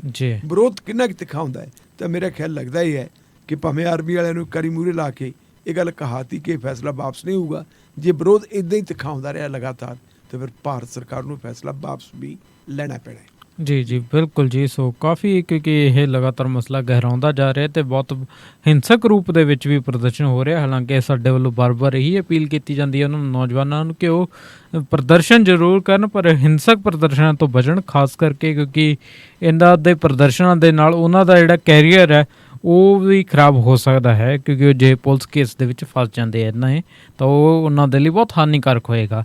ਸੋ ਇਸ ਤੋਂ ਇਲਾਵਾ ਹੁਣ ਅੱਗੇ ਆਪਾਂ ਖਬਰ ਲੈਣੀ ਚਾਹਾਂਗੇ ਜੀ। ਸੋ ਜਿਵੇਂ ਕਿ ਤੁਸੀਂ ਜ਼ਿਕਰ ਕਰ ਹੀ ਦਿੱਤਾ ਸੀ ਭਗਵੰਤ ਮਾਨ ਹੋਣਾ ਦਾ, ਸੋ ਭਗਵੰਤ ਮਾਨ ਹੁਣੇ ਲਗਾਤਾਰ ਆਪਣੀਆਂ ਤਕਰੀਰਾਂ ਉਹਨਾਂ ਨੇ ਸ਼ੁਰੂ ਕਰਤੀਆਂ ਸੀਗੀਆਂ ਜੀ ਸੰਗਰੂਰ ਦੀ ਜਿਹੜੀ ਜਿਮਨੀ ਚੋਣ ਹੈ ਉਸ ਦੌਰਾਨ, ਕਿਉਂਕਿ ਪਹਿਲਾਂ ਤਾਂ ਭਾਵੇਂ ਗੈਰ ਹਾਜ਼ਰ ਸਨ ਪਰ ਹੁਣ ਉਹ ਲਗਾਤਾਰ ਐਕਟਿਵ ਨੇ ਤੇ ਕੱਲ੍ਹ ਵੀ ਉਹਨਾਂ ਨੇ ਕਾਫੀ ਜਿਹੜੇ ਬਿਆਨਬਾਜ਼ੀ ਕੀਤੀ ਹੈ ਉਹ ਕੀਤੀ ਗਈ ਹੈ ਉਹਨਾਂ ਵੱਲੋਂ ਸੁੱਖ ਵਿਲਾਸ ਨੂੰ ਲੈ ਕੇ। ਸੁਖਬੀਰ ਬਾਦਲ ਜੀ ਦੀ ਸੰਪੱਤੀ ਹੈ ਜਿਹੜੀ ਕਿ, ਤੇ ਹੁਣ ਉਸ ਮਸਲੇ ਨੂੰ ਲੈ ਕੇ ਸੁਖਬੀਰ ਬਾਦਲ ਤੇ ਭਗਵੰਤ ਮਾਨ ਦੋਨੋਂ ਆਮੋ ਸਾਹਮਣੇ ਹੋ ਗਏ ਹੈ ਜੀ। ਦੇਖੋ ਜਸਪ੍ਰੀਤ, ਪੰਜਾਬ ਦੇ ਲੋਕਾਂ ਨੇ ਇੱਕ ਨਵਾਂ ਇਤਿਹਾਸ ਰਚਿਆ 92 ਸੀਟਾਂ ਦੇ ਕੇ ਆਮ ਆਦਮੀ ਪਾਰਟੀ ਨੂੰ ਜੀ। ਭਗਵੰਤ ਸਿੰਘ ਮਾਨ ਦੀ ਅਗਵਾਈ ਦੇ ਵਿੱਚੋਂ ਚੋਣਾਂ ਲੜੀਆਂ ਗਈਆਂ, ਡਿਕਲੇਅਰ ਕਰ ਦਿੱਤਾ ਸੀ ਕਿ ਜੇ ਆਮ ਆਦਮੀ ਪਾਰਟੀ ਦੀ ਸਰਕਾਰ ਬਣੀ ਤਾਂ ਮੁੱਖ ਮੰਤਰੀ ਉਹੀ ਹੋਣਗੇ। ਭਗਵੰਤ ਸਿੰਘ ਮਾਨ ਨੇ ਹਾਲੇ ਸਹੁੰ ਵੀ ਨਹੀਂ ਸੀ ਚੁੱਕੀ, ਉਹ ਪਾਰਲੀਮੈਂਟ ਦੇ ਲੋਕ ਸਭਾ ਦੇ ਇਕੱਲੇ ਮੈਂਬਰ ਸੀ ਸਾਰੇ ਭਾਰਤ ਦੇ ਵਿੱਚੋਂ ਸੰਗਰੂਰ ਹਲਕੇ ਤੋਂ, ਅਤੇ ਉਹਨਾਂ ਨੇ ਚੁੱਪ ਕਰਕੇ ਆਪਣਾ ਅਸਤੀਫਾ ਦੇ ਦਿੱਤਾ ਸੀ। ਸੀਟ ਉਹਨਾਂ ਦੀ ਖਾਲੀ ਹੋ ਗਈ ਅਤੇ ਉੱਥੇ ਹੁਣ ਬਾਈ ਇਲੈਕਸ਼ਨ ਹੋ ਰਹੀ ਹੈ, 23 ਤਾਰੀਖ ਨੂੰ ਵੋਟਾਂ ਪੈਣਗੀਆਂ। ਅੱਛਾ ਜੀ। ਪਰ ਇਸੇ ਸਮੇਂ ਦੌਰਾਨ ਆਮ ਆਦਮੀ ਪਾਰਟੀ ਦਾ ਹਾਲਾਂਕਿ 3 ਮਹੀਨੇ ਦਾ ਸਮਾਂ ਹੋਇਆ, ਕੋਈ ਬਹੁਤਾ ਜ਼ਿਆਦਾ ਸਮਾਂ ਨਹੀਂ ਹੋਇਆ, ਉਹਨਾਂ ਨੇ ਜਿਹੜੀਆਂ ਗਰੰਟੀਆਂ ਦੇਣ ਦੀ ਗੱਲ ਕੀਤੀ ਸੀ ਲੋਕਾਂ ਨੂੰ, ਉਹ ਗਰੰਟੀਆਂ ਦੇ ਉੱਤੇ ਕੋਈ ਕਿਸੇ ਕਿਸਮ ਦਾ ਅਮਲ ਨਹੀਂ ਹੋਇਆ ਜੀ। ਪਰ ਨਾਲ ਦੀ ਨਾਲ ਹੀ ਉਹਨਾਂ ਦੀਆਂ ਕੋਈ ਜਿਹੜੀ ਬਿਆਨਬਾਜ਼ੀ ਆ ਰਹੀ ਹੈ, ਕੁਛ ਉਹਨਾਂ ਦੇ ਐਕਸ਼ਨ ਆ ਰਹੇ ਹੈ, ਕਰਪਸ਼ਨ ਦੇ ਖਿਲਾਫ ਮੁਹਿੰਮ ਚਲਾਈ ਹੈ, ਬਹੁਤ ਵਧੀਆ ਸੀ ਇਸ ਗੱਲ ਦੇ ਹੱਕ 'ਚ। ਸਾਧੂ ਸਿੰਘ ਧਰਮਸੋਤ ਦੇ ਖਿਲਾਫ ਇਲਜ਼ਾਮ ਇਹ ਲੱਗਦਾ ਹੁੰਦਾ ਸੀ ਕਿ ਜਿਹੜੇ ਦਲਿਤ ਬੱਚਿਆਂ ਦੇ ਵਜ਼ੀਫੇ ਹੈ ਪੋਸਟ ਮੈਟ੍ਰਿਕ, ਉਹਨਾਂ ਦੇ ਵਿੱਚ ਜਿਹੜੀ ਕਾਲਾ ਮਾਲਾ ਹੋਇਆ ਉਹਦੇ ਵਿੱਚ ਉਹਦੀ ਬਹੁਤ ਵੱਡੀ ਇਨਵੋਲਵਮੈਂਟ ਹੈ। ਲੱਗਦਾ ਇਹ ਸੀ ਕਿ ਉਹਦੇ 'ਚ ਫੜਿਆ ਜਾਊਗਾ, ਲੇਕਿਨ ਇੱਕ DFO ਫੜ ਲਿਆ, ਇੱਕ ਠੇਕੇਦਾਰ ਫੜ ਲਿਆ, ਜਿਹਦੀ ਇਹਨਾਂ ਦੀ ਇੰਟਰੋਗੇਸ਼ਨ ਹੋਈ ਅਤੇ ਉਹਦੇ 'ਚੋਂ ਪਤਾ ਲੱਗਾ ਕਿ ਸਾਧੂ ਸਿੰਘ ਹੋਰਾਂ ਨੇ ਤਾਂ ਕਾਂਗੇ ਲਾਤੇ ਫਾਰੈਸਟ ਡਿਪਾਰਟਮੈਂਟ ਦੇ ਵਿੱਚ, ਉਹਨਾਂ ਦੀ ਗ੍ਰਿਫਤਾਰੀ ਹੋ ਗਈ। ਇੱਕ ਹੋਰ ਜਿਹੜੇ ਹੈਗੇ ਆ ਨਾਲ ਉਹਨਾਂ ਦੇ ਸੰਗਤ ਸਿੰਘ ਗਿੱਲ ਦੀਆਂ, ਉਹਨਾਂ ਦੇ ਖਿਲਾਫ FIR ਦਰਜ ਹੋ ਗਈ। ਇੱਕ ਹੋਰ ਹੈ ਜੋਗਿੰਦਰਪਾਲ ਪੋਹਾ, ਉਹਨਾਂ ਦੀ ਨਜਾਇਜ਼ ਕ੍ਰਸ਼ਿੰਗ ਦੇ ਮਾਮਲੇ ਦੇ ਵਿੱਚ ਉਹਨਾਂ ਦਾ ਵੀ FIR ਦਰਜ ਹੋ ਗਈ ਹੈ। 2 ਦਿਨ ਦਾ ਰਿਮਾਂਡ ਸੀ, ਕਹਿੰਦੇ ਜੀ ਤਬੀਅਤ ਖਰਾਬ ਹੋ ਗਈ। ਵੱਡੇ ਬੰਦਿਆਂ ਦੀ ਤੁਹਾਨੂੰ ਪਤਾ ਤਬੀਅਤ ਵੀ ਛੇਤੀ ਖਰਾਬ ਹੋ ਜਾਂਦੀ ਹੈ ਜਦੋਂ ਉਹ ਹਵਾਲਾਤ ਜਾਂਦੇ ਹੈ, ਉੱਥੋਂ ਸਿੱਧੇ ਹਸਪਤਾਲ 'ਚ ਹੋ ਗਏ। ਅਤੇ ਅੱਜ ਉਹਨਾਂ ਦਾ ਰਿਮਾਂਡ ਲੈਣਾ ਸੀ ਅਤੇ ਸਵੇਰ ਤੋਂ ਫਿਰ ਇਹ ਖਬਰਾਂ ਲੱਗਦੀਆਂ ਸੀ, ਹੁਣ ਤਾਂ ਪਤਾ ਨਹੀਂ ਕੀ ਹੋਇਆ, ਮੈਂ ਲੇਟੈਸਟ ਦੇਖਿਆ ਨਹੀਂ ਗਾ, ਕਿ ਜੀ ਉਹਨਾਂ ਦੀ ਤਬੀਅਤ ਫਿਰ ਵੀ ਹੈ ਜਿਹੜੀ ਉਹ ਖਰਾਬ ਹੋ ਗਈ ਹੈ, ਤਬੀਅਤ ਹਾਲੇ ਖਰਾਬ ਹੀ ਰਹਿੰਦੀ ਹੈ। ਹੋਰ ਬੜਾ ਕੁਛ ਹੋ ਰਿਹਾ ਹੈ। ਇਸੇ ਸਮੇਂ ਦੌਰਾਨ ਭਗਵੰਤ ਸਿੰਘ ਮਾਨ ਨੇ ਇੱਕ ਜਲਸੇ ਦੇ ਵਿੱਚ ਬੋਲਦਿਆਂ ਲੋਕਾਂ ਨੂੰ ਇਹ ਕਹਿਤਾ ਕਿ ਸਵੇਰੇ ਨਾ ਜਲਦੀ ਉੱਠ ਕੇ 5 ਵਜੇ ਤੋਂ ਪਹਿਲਾਂ ਆਪਦੇ ਮੋਬਾਈਲ ਫੋਨ ਚੈੱਕ ਕਰ ਲਿਆ ਕਰੋ। ਅੱਛਾ ਜੀ। ਜਿਹੜਾ ਕੁਝ ਹੁੰਦਾ ਨਾ ਕਹਿੰਦੇ ਵੱਡੇ ਤੜਕੇ ਹੀ ਹੁੰਦਾ ਜੀ। ਸੁੱਤੇ ਪਿਆ ਤੋਂ ਮਗਰੋਂ ਹੀ ਹੁੰਦਾ। ਕਹਿੰਦਾ ਮੈਨੂੰ ਪਹਿਲਾਂ ਵੀ ਉਹਨਾਂ ਨੇ ਇੱਕ ਵਾਰੀ ਕਿਹਾ ਸੀਗਾ ਕਿ ਵਿਜੀਲੈਂਸ ਵਾਲੇ ਕਹਿੰਦੇ ਜੀ ਆਪਾਂ ਦਿਨ ਚੜ੍ਹ ਲੈਣ ਤੇ ਉਦੋਂ ਕਾਰਵਾਈ ਕਰ ਲਾਂਗੇ। ਕਹਿੰਦਾ ਮੈਂ ਕਿਹਾ ਕਿਤੇ ਅਗਲੇ ਦੂਜੇ ਪਾਸੇ ਹੋਰ ਪਾਰਟੀ ਨੇ ਨਾ ਜੁਆਇਨ ਕਰ ਲੈਣ ਤੇ ਤੜਕੇ ਹੀ ਕਰ ਲਓ। ਸਾਧੂ ਸਿੰਘ ਧਰਮਸੋਤ ਨੂੰ ਵੀ ਸਵੇਰੇ 3 ਵਜੇ ਚੁੱਕਿਆ ਸੀ। ਆਹ ਤੜਕਾ ਜਿਹੜਾ ਤੜਕੇ ਦੀ ਆਪਾਂ ਗੱਲ ਕਰਦੇ ਹਾਂ, ਬੋਲੀ ਦਾ ਸਮਝ ਹੁੰਦੀ ਹੈ। ਕਈ ਲੋਕ ਤਾਂ ਤੜਕਾ ਕਹਿੰਦੇ ਜਿਹੜਾ ਆਪਾਂ ਬਿਲਕੁਲ ਦਾਲ ਸਬਜ਼ੀ ਨੂੰ ਲਾਉਣੇ ਹੈ, ਪਰ ਕੁਛ ਲੋਕ ਜਿਹੜਾ ਅਰਲੀ ਮਾਰਨਿੰਗ ਹੈ ਮਾਰਨਿੰਗ ਨੂੰ ਸਵੇਰਾ ਕਹਿ ਦਿੰਦੇ ਹੈ। ਲੇਕਿਨ ਆਪਣੀ ਜਿਹੜੀ ਹੈਗੀ ਆ ਇਸ ਪੰਜਾਬ ਦਾ ਜਿਹੜਾ ਆਹ ਹਿੱਸਾ ਜਿੱਥੇ ਆਪਾਂ ਰਹਿੰਦੇ ਇਹਨੂੰ ਆਪਾਂ ਤੜਕਾ ਕਹਿ ਦਿੰਦੇ ਹਾਂ। ਹਾਂਜੀ। ਉਹ ਭਗਵੰਤ ਸਿੰਘ ਮਾਨ ਹੋਰਾਂ ਨੇ ਵੀ ਕਹਿੰਦੇ ਸਵੇਰੇ ਜਿਹੜੀ ਹੈਗੀ ਹੈ ਅਸੀਂ ਉਹ ਐਕਸ਼ਨ ਕਰਦੇ ਹਾਂ। ਅਤੇ ਨਾਲ ਹੀ ਫਿਰ ਉਹਨਾਂ ਨੇ ਹੁਣ ਹੋਰ ਗੱਲ ਕਹਿਤੀ। ਉਹ ਕਹਿੰਦੇ ਜਿਹੜਾ ਅਗਲੀ ਕਹਿੰਦੇ ਜਿਹੜੀ ਕਾਰਵਾਈ ਹੋਣੀ ਹੈ ਨਾ ਉਹ ਸੁਖ ਵਿਲਾਸ ਵਾਲੇ ਪਾਸੇ ਹੋਣੀ ਹੈ ਜੀ। ਅਤੇ ਸੁਖ ਵਿਲਾਸ ਦੀ ਉਹਨਾਂ ਨੇ ਇੱਕ ਨਵੀਂ ਜਿਹੜੀ ਹੈਗੀ ਹੈ ਤਵਾਰੀਖ ਉਹ ਦੱਸੀ। ਇਹ ਸੁਖ ਵਿਲਾਸ ਇੱਕ ਬਹੁਤ ਵੱਡਾ 7 ਸਟਾਰ ਹੋਟਲ ਲਾ ਲਓ, ਰਿਜ਼ੋਰਟ ਲਾ ਲਓ। ਇਹ ਜਿਹੜਾ ਹੈਗਾ ਜਿਹੜਾ ਨਵਾਂ ਚੰਡੀਗੜ੍ਹ ਹੈ ਜਾਂ ਮਾਜਰੀ ਬਲਾਕ ਦੇ ਵਿੱਚ ਪੈਂਦਾ ਹੈ, ਉੱਥੇ ਕਿਤੇ ਸਥਿਤ ਹੈ। ਅਤੇ ਬਣਿਆ ਸੀ ਉਦੋਂ ਜਦੋਂ ਪ੍ਰਕਾਸ਼ ਸਿੰਘ ਬਾਦਲ ਅਤੇ ਸੁਖਬੀਰ ਸਿੰਘ ਬਾਦਲ ਹੋਰਾਂ ਦੀ ਹੁਕੂਮਤ ਹੁੰਦੀ ਸੀ ਅਤੇ BJP ਇਹਨਾਂ ਦੇ ਨਾਲ ਭਾਈਵਾਲ ਹੁੰਦੀ ਸੀ ਜੀ। ਭਗਵੰਤ ਸਿੰਘ ਮਾਨ ਹੋਰਾਂ ਦਾ ਕਹਿਣਾ ਹੈ ਕਿ ਜਿਸ ਇਲਾਕੇ ਦੇ ਵਿੱਚ ਇਹ ਸੁਖ ਵਿਲਾਸ ਬਣਾਇਆ ਗਿਆ ਇਲਾਕਾ ਉਹ ਹੈ ਜਿੱਥੇ ਕੰਸਟਰਕਸ਼ਨ ਦੇ ਉੱਤੇ ਮਨਾਹੀ ਹੈ। ਪਰ ਕਿਉਂਕਿ ਇਹ ਬਣਾਉਣਾ ਚਾਹੁੰਦੇ ਸੀ, ਇਹਨਾਂ ਨੇ ਕੈਬਨਿਟ ਦੀ ਮੀਟਿੰਗ ਬੁਲਾਈ। ਕੈਬਨਿਟ ਦੀ ਮੀਟਿੰਗ ਬੁਲਾ ਕੇ ਤੇ ਰੂਲਸ ਦੇ ਵਿੱਚ ਅਮੈਂਡਮੈਂਟ ਕਰਤੀ ਕਿ ਇੱਥੇ ਇਹ ਬਣਾਇਆ ਜਾ ਸਕਦਾ ਹੈ। ਕਹਿੰਦੇ ਜਦੋਂ ਇਹ ਬਣਾ ਲਿਆ ਤੇ ਨਾਲ ਦੀ ਨਾਲ ਅਮੈਂਡਮੈਂਟ ਫੇਰ ਕਰਤੀ ਕਿ ਇਹ ਤੋਂ ਬਾਅਦ ਨਹੀਂ ਕੋਈ ਬਣਾ ਸਕਦਾ। ਉਹ ਕਹਿੰਦੇ ਵੀ ਸੁਖਬੀਰ ਸਿੰਘ ਬਾਦਲ ਦਾ ਸੁਖ ਵਿਲਾਸ ਬਣਾਉਣ ਵਾਸਤੇ ਹੀ ਇਹ ਸਾਰਾ ਕੁਝ ਕੀਤਾ ਗਿਆ ਸੀ। ਕਾਨੂੰਨ ਨੂੰ ਤੋੜਿਆ ਮਰੋੜਿਆ ਗਿਆ, ਕਾਨੂੰਨ ਦੇ ਵਿੱਚ ਚੇਂਜਸ ਕੀਤੀਆਂ ਗਈਆਂ। ਕਾਗਜ਼ ਪੱਤਰ ਕਹਿੰਦੇ ਜੀ ਅਸੀਂ ਇਕੱਠੇ ਕਰ ਲਏ ਹੈ, ਮੰਗਵਾ ਲਿਆ, ਅਧਿਐਨ ਉਹਨਾਂ ਦਾ ਕਰ ਰਹੇ ਹੈ। ਅਤੇ ਹੁਣ ਕਹਿੰਦੇ ਉਦੋਂ ਹੀ ਪਤਾ ਲੱਗੂ ਜਿੱਦੇ ਫਿਰ ਅਸੀਂ ਕਾਰਵਾਈ ਇਹਨਾਂ ਦੇ ਖਿਲਾਫ ਕਰਤੀ। ਠੀਕ ਹੈ ਜੀ। ਜਦੋਂ ਉਹਨਾਂ ਨੇ ਇਹਨਾਂ ਦੇ ਖਿਲਾਫ ਕਹਿਤੀ ਕਾਰਵਾਈ ਕਰਤੀ ਅਤੇ ਨਾਲ ਉਹਨੇ ਕਹਿਤੀ ਸੀ ਕਿ ਪਹਿਲਾਂ ਅਸੀਂ ਪਿੰਡਾਂ 'ਚੋਂ ਜ਼ਮੀਨਾਂ ਛਡਾਉਂਦੇ ਸੀ, ਛੋਟੇ ਬੰਦਿਆਂ ਤੋਂ। ਉਹਨਾਂ ਨੇ ਗੱਲ ਕੀਤੀ ਹੈ, ਕਹਿੰਦੇ 6,000 ਏਕੜ ਜ਼ਮੀਨ ਹੈ ਜਿਹੜੀ ਛਡਵਾ ਲਈ। ਹੁਣ ਕਹਿੰਦੇ ਜਿਹੜੀ ਜ਼ਮੀਨ ਛਡਾਉਣੀ ਹੈ ਨਾ ਉਹ ਵੱਡੇ ਭੱਬੂ ਵਾਲੇ ਪਾਸੇ ਪੈਣੇ। ਠੀਕ ਹੈ ਜੀ। ਉਹ ਵੱਡੇ ਲੋਕਾਂ ਕਿ ਨਹੀਂ ਪੈਣਾ, ਕਹਿੰਦੇ ਹੁਣ ਅਸੀਂ ਉਧਰ ਨੂੰ ਪਵਾਂਗੇ। ਔਰ ਉਹ ਨਾਲ ਉਹਨਾਂ ਨੇ ਫਿਰ ਕਹਿ ਦਿੱਤਾ ਕਿ ਕਿੱਥੇ ਹੈ, ਕਹਿੰਦੇ ਸ਼ਿਵਾਲਿਕ ਦੀਆਂ ਪਹਾੜੀਆਂ ਦੇ ਪੈਰਾਂ ਦੇ ਵਿੱਚ ਹੈ ਨਾ ਜਿਹੜੀ, ਇਹਨਾਂ ਨੂੰ ਪੈਣਾ ਜਿਹੜੇ ਇੱਥੇ ਵੱਡੇ ਮਹਿਲ ਬਣੇ। ਹੁਣ ਉਹਨਾਂ ਮਹਿਲਾਂ ਦੇ ਵਿੱਚ ਇੱਕ ਤਾਂ ਸੁਖ ਵਿਲਾਸ ਹੋ ਗਿਆ ਅਤੇ ਦੂਜਾ ਸੀਸਮਾਂ ਵਾਲਾ ਕੈਪਟਨ ਅਮਰਿੰਦਰ ਸਿੰਘ ਦਾ ਵੀ ਆ ਗਿਆ, ਉਹ ਵੀ ਆ ਗਿਆ। ਲੋਕਾਂ ਨੂੰ ਸਾਰਿਆਂ ਨੂੰ ਜਦੋਂ ਗੱਲ ਸੀਸਮਾਂ ਦੀ ਕਰਦੇ ਆ ਨਾ, ਕਿਉਂਕਿ ਹੈ ਉਹ ਵੀ ਸੀਸਮਾਂ 'ਚ ਹੀ, ਦੋਨੇ ਸੀਸਮਾਂ 'ਚ ਹੀ ਨੇੜੇ ਸੀਸਮਾਂ ਦੀ ਗੱਲ ਕਰਦੇ ਹੈ। ਸੁਖ ਵਿਲਾਸ ਦਾ ਜਿਹੜਾ ਸੁਖ ਵਿਲਾਸ ਦਾ ਆਪਣਾ ਨਾਂ ਸੀਸਮਾਂ ਨਹੀਂ ਚੱਲਦਾ। ਸੀਸਮਾਂ ਦਾ ਮਤਲਬ ਹੈ ਵੀ ਕੈਪਟਨ ਅਮਰਿੰਦਰ ਸਿੰਘ ਵਾਲਾ ਵੀ ਉੱਧਰ ਨੂੰ ਵੀ ਕਿਤੇ ਬੁਲਡੋਜ਼ਰ ਤੁਰਨਗੇ, ਕੋਈ ਅੱਜ ਕੱਲ੍ਹ ਬੁਲਡੋਜ਼ਰਾਂ ਦਾ ਯੁੱਗ ਹੈਗਾ। ਖੈਰ ਜਦੋਂ ਇਹ ਗੱਲ ਕਹਿਤੀ ਤੇ ਕੱਲ੍ਹ ਫਿਰ ਉਹਦਾ ਵਿਰੋਧ ਸੁਖਬੀਰ ਸਿੰਘ ਬਾਦਲ ਨੇ ਕੀਤਾ। ਉਹ ਕਹਿੰਦਾ ਕਹਿਣਾ ਕੀ ਹੈ ਜੀ, ਹਕੂਮਤ ਤੇਰੇ ਕੋਲੇ ਹੈ, ਕਾਗਜ਼ ਪੱਤਰ ਤੇਰੇ ਕੋਲੇ ਕਿਸੇ ਕੁਛ ਹੈ ਤਾਂ ਦਿਖਾ, ਫਿਰ ਤੂੰ ਕਾਰਵਾਈ ਕਰ। ਕਾਰਵਾਈ ਕਿਉਂ ਨਹੀਂ ਕਰਦਾ? ਇਹ ਸੁਖਬੀਰ ਬਾਦਲ ਨੇ 24 ਘੰਟੇ ਪਹਿਲਾਂ ਕਿਹਾ ਸੀ। ਅਜੇ ਤੱਕ ਭਗਵੰਤ ਸਿੰਘ ਮਾਨ ਦਾ ਇਹਦੇ 'ਤੇ ਰਿਐਕਸ਼ਨ ਨਹੀਂ ਆਇਆ। ਅਗਲੀ ਗੱਲ ਮੈਂ ਤੁਹਾਨੂੰ ਇੱਕ ਹੋਰ ਵੀ ਦੱਸ ਦੇਵਾਂ ਕਿ ਇੱਕ ਇਸੇ ਮਾਜਰੀ ਬਲਾਕ ਦੇ ਵਿੱਚ ਇੱਕ ਹੋਰ ਪਿੰਡ ਸੀ ਜਿੱਥੇ 400 ਏਕੜ ਜ਼ਮੀਨ ਖਾਲੀ ਕਰਵਾਈ ਸੀ। ਇਹ ਕਹਿੰਦੇ ਸੀ ਜੀ ਉਹ 400 ਏਕੜ ਅਸੀਂ ਜ਼ਮੀਨ ਖਾਲੀ ਕਰਵਾ ਲਈ ਹੈ ਅਤੇ ਪਿੰਡ ਦੇ ਲੋਕ ਹੈ ਜਿਹੜੇ ਉਹਨਾਂ ਨੇ ਆਪਣੀ ਮਰਜ਼ੀ ਦੇ ਨਾਲ ਹੀ ਕਬਜ਼ਾ ਛੱਡ ਦਿੱਤਾ। ਕੁਲਦੀਪ ਸਿੰਘ ਧਾਲੀਵਾਲ ਹੋਰੀ ਪੰਚਾਇਤ ਮੰਤਰੀ ਇਹ ਗੱਲ ਕਹਿੰਦੇ ਸੀ ਜੀ। ਬਿਲਕੁਲ ਜੀ। ਲੇਕਿਨ ਬਾਅਦ ਦੇ ਵਿੱਚ ਕੀ ਹੋਇਆ ਕਿ ਪਿੰਡ ਦੇ ਉਹੀ ਲੋਕ ਕਿਸਾਨ ਯੂਨੀਅਨ ਦੀ ਅਗਵਾਈ ਦੇ ਵਿੱਚ ਪਹੁੰਚ ਗਏ ਹਾਈ ਕੋਰਟ, ਅਤੇ ਹਾਈ ਕੋਰਟ ਨੇ ਸਰਕਾਰ ਦੇ ਹੁਕਮ ਜਿਹੜਾ ਫੈਸਲਾ ਸੀ ਜਾਂ ਸਰਕਾਰ ਦਾ ਜਿਹੜਾ ਐਕਸ਼ਨ ਸੀ, ਜਿਹੜਾ ਅਮਲ ਸੀ, ਉਹਦੇ ਉੱਤੇ ਸਟੇ ਲਾਤੀ ਹੈ ਜੀ। ਔਰ ਉਹ ਜ਼ਮੀਨ ਦੁਬਾਰਾ ਫਿਰ ਉਹਨਾਂ ਨੇ ਵਾਹ ਲਈ ਹੈ। ਉਹਨਾਂ 'ਤੇ ਹਾਲਾਂਕਿ ਮੁਕੱਦਮਾ ਦਰਜ ਕਰ ਲਿਆ ਕਿਸਾਨਾਂ 'ਤੇ, ਪਰ ਉਹ ਕਹਿੰਦੇ ਜ਼ਮੀਨ ਅਸੀਂ ਛੱਡਾਂਗੇ ਨਹੀਂ। ਹੁਣ ਜੀ ਮੈਂ ਪੜਤਾਲ ਕੀਤੀ ਵੀ ਵਿਚਲੀ ਗੱਲ ਕੀ ਹੈ।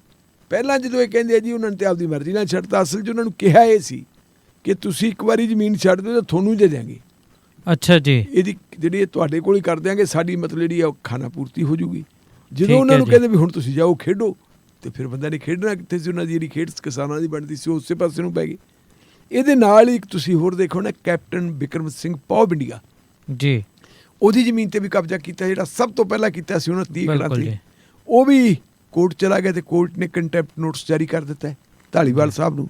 ਹੁਣ ਕਈ ਗੱਲਾਂ ਕਹਿ ਦਿੰਦੇ ਵੀ ਜਿਹੜੀ ਹੁਕੂਮਤ ਹੁੰਦੀ ਆਪਾਂ ਗੱਲ ਕਰੇ, ਗੱਲ ਸੌਖੀ ਨਹੀਂ ਹੁੰਦੀ ਜੀ। ਜਿੱਥੋਂ ਤੱਕ ਕੈਪਟਨ ਅਮਰਿੰਦਰ ਵਾਲੀ ਗੱਲ ਹੈ, ਮੈਨੂੰ ਪਤਾ ਵੀ ਸੀਸਮ ਵਾਲਾ ਫਾਰਮ ਉਹਨਾਂ ਦਾ ਹੈਗਾ, ਮੇਰਾ ਖਿਆਲ 5-6 ਏਕੜ ਦੇ ਵਿੱਚ ਫਾਰਮ ਉਹ ਹੈ। ਉਹਦਾ ਪਤਾ ਲੱਗਿਆ ਕਿ ਉਹਦੇ ਵਿੱਚ ਜਿਹੜੀ ਬੇਨਿਜ਼ਮੀ ਕੀ ਹੋਈ ਹੈ ਜੀ, ਉਹਦੇ ਵਿੱਚ ਬੇਨਿਜ਼ਮੀ ਹੋਰ ਕੋਈ ਨਹੀਂ ਹੋਈ, ਉਹ ਜ਼ਮੀਨ ਉਹਨਾਂ ਨੇ ਮੁੱਲ ਲਈ ਸੀ। ਅੱਛਾ ਜੀ। ਮੁੱਲ ਲੈ ਕੇ ਉਸ ਜ਼ਮੀਨ ਦੇ ਉੱਤੇ ਉਹਨਾਂ ਨੇ ਆਪਦਾ ਜਿਹੜਾ ਕੋਈ ਢਾਂਚਾ ਖੜਾ ਕੀਤਾ, ਕੋਈ ਆਪਦਾ ਪੈਲਸ ਬਣਾ ਲਿਆ, ਮਹਿਲ ਬਣਾ ਲਿਆ, ਜੋ ਵੀ ਬਣਾਇਆ ਵੈ। ਨਾਲ ਉਦੋਂ ਫਿਰ ਜਦੋਂ ਇਹ ਬਣਾਇਆ ਜਾ ਰਿਹਾ ਸੀ, ਉਦੋਂ ਇੱਕ ਖਬਰ ਲੱਗੀ ਸੀ ਇੰਡੀਅਨ ਐਕਸਪ੍ਰੈਸ ਦੇ ਵਿੱਚ। ਅੱਛਾ ਜੀ। ਉਹ ਖਬਰ ਇਹ ਸੀ ਕਿ ਉੱਥੋਂ ਦੀ ਇੱਕ ਨਾਲਾ ਟੱਪਦਾ ਸੀ। ਅੱਛਾ ਆਮ ਹੀ ਜੀ। ਪਹਾੜੀ ਇਲਾਕਿਆਂ 'ਚੋਂ, ਨੀਮ ਪਹਾੜੀ ਇਲਾਕਿਆਂ 'ਚੋਂ ਨਾਲੇ ਟੱਪਦੇ ਹੁੰਦੇ। ਉਹ ਨਾਲੇ ਦਾ ਪਾਣੀ ਰੋਕ ਲਿਆ ਸੀ ਉਹਨਾਂ ਨੇ। ਠੀਕ ਹੈ ਉਹ ਜੀ। ਨਾਲੇ ਦਾ ਪਾਣੀ ਰੋਕ ਕੇ ਉੱਥੇ ਆਪਦੇ ਵਾਸਤੇ ਇੱਕ ਡੈਮ ਜਿਹਾ ਤਿਆਰ ਕਰ ਲਿਆ ਸੀ। ਉਹ ਖਬਰਾਂ ਉਦੋਂ ਅਖਬਾਰਾਂ ਦੇ ਵਿੱਚ ਲੱਗੀਆਂ। ਇਹ ਸ਼ਾਇਦ ਬੇਨਿਜ਼ਮੀ ਦੀ ਗੱਲ ਕਰਦੇ, ਪਰ ਗੱਲ ਇਹ ਹੈ ਜਿਹੜਾ ਕਹਿੰਦੇ ਅਸੀਂ ਖਾਲੀ ਕਰਵਾਉਣ ਵਾਲੀ ਗੱਲ ਹੈ, ਇਹ ਐਰਾ ਗੈਰਾ ਨੱਥੂ ਖੈਰਾ ਉਤੋਂ ਤਾਂ ਖਾਲੀ ਹੋ ਜਾਂਦੇ। ਪਰ ਜਿਹੜੇ ਵੱਡੇ ਲੋਕ ਆ ਨਾ, ਵੱਡੇ ਲੋਕਾਂ ਤੋਂ ਖਾਲੀ ਕਰਵਾਉਣਾ ਸੌਖਾ ਨਹੀਂ ਹੁੰਦਾ। ਅਦਾਲਤਾਂ ਤੇ ਪਤਾ ਨਹੀਂ ਕੀ ਕੁਛ ਪਿਆ ਵੈ। ਆਈ ਜਾਂਦੀਆਂ ਖਬਰਾਂ, ਕਹਿੰਦੇ ਜੀ ਉੱਥੇ ਇੱਕ ਬਹੁਤ ਵੱਡੇ ਜਿਹੜੇ ਹੈਗੇ IAS ਅਫਸਰਾਂ ਨੇ ਤੇ IPS ਅਫਸਰਾਂ ਨੇ, ਬਿਊਰੋਕਰੇਸੀ ਨੇ ਵੀ ਆਪਦੀਆਂ ਕਲੋਨੀਆਂ ਬਣਾਈਆਂ। ਇਹ ਵੀ ਖਬਰਾਂ ਆਈ ਜਾਂਦੀਆਂ ਕਿ ਉਹਨਾਂ ਕਲੋਨੀਆਂ ਦੇ ਵਿੱਚ ਜਿਹੜਾ ਲੱਕੜ ਦਾ ਕੰਮ ਹੋਇਆ, ਉਹ ਸਾਰੇ ਦਾ ਸਾਰਾ ਹੀ ਜੰਗਲਾਤ ਦੀਆਂ ਲੱਕੜਾਂ ਦਾ ਹੋਇਆ। ਅੱਛਾ ਜੀ। ਇਹ ਸਾਰਾ ਕੁਛ ਆਈ ਜਾਂਦਾ ਹੈ। ਸੋ ਕਾਇਦਾ ਕਾਨੂੰਨ ਤੁਹਾਡੇ ਸਾਡੇ ਵਾਸਤੇ ਹੈਗਾ, ਵੱਡੇ ਲੋਕਾਂ ਵਾਸਤੇ ਨਹੀਂ। ਇਹਨੂੰ ਨਾਲ ਦੀ ਨਾਲ ਅਦਾਲਤਾਂ 'ਚ ਸਟੇ ਮਿਲ ਜਾਂਦਾ ਹੈ, ਨਾਲ ਦੀ ਨਾਲ ਹੀ ਅਦਾਲਤਾਂ ਇਹਨਾਂ ਦੇ ਹੱਕ 'ਚ ਫੈਸਲੇ ਕਰਦੀਆਂ। ਅਤੇ ਬਾਕੀ ਜਿਹੜਾ ਹੈਗਾ ਗਾਮੇ ਮਾਝੇ ਦੀ ਜਿਹੜੀ ਔਲਾਦ ਹੈ, ਉਹਦੇ 'ਤੇ ਜੇ ਕੋਈ ਮਾੜੀ ਮੋਟੀ ਗੱਲ ਆ ਜੇ, ਤਾਂ ਕਹਿੰਦੇ ਨੇ ਕੁਕੜੀ ਨੂੰ ਤਕਲੇ ਦਾ ਦਾਗ ਹੀ ਵਾਧੂ ਹੁੰਦਾ ਹੈ। ਸਾਡੇ ਵਾਸਤੇ ਤਕਲੇ ਦੇ ਦਾਗ ਵਾਲੀ ਗੱਲ ਹੈ। ਇਹਨਾਂ ਦਾ ਕਿਸੇ ਨੇ, ਇਹ ਆਪਾਂ ਕਹਾਂਗੇ ਬਿਆਨਬਾਜ਼ੀ ਹੈ। ਠੀਕ ਹੈ। ਇਹ ਬਿਆਨਬਾਜ਼ੀ ਹੈ। ਬਿਆਨਬਾਜ਼ੀ ਅਮਲੀ ਰੂਪ ਦੇ ਵਿੱਚ ਜਦੋਂ ਸਾਹਮਣੇ ਆਊਗੀ, ਆਪਾਂ ਉਦੋਂ ਦੇਖਾਂਗੇ ਵੀ ਹਾਂ ਕੰਮ ਹੋ ਗਏ।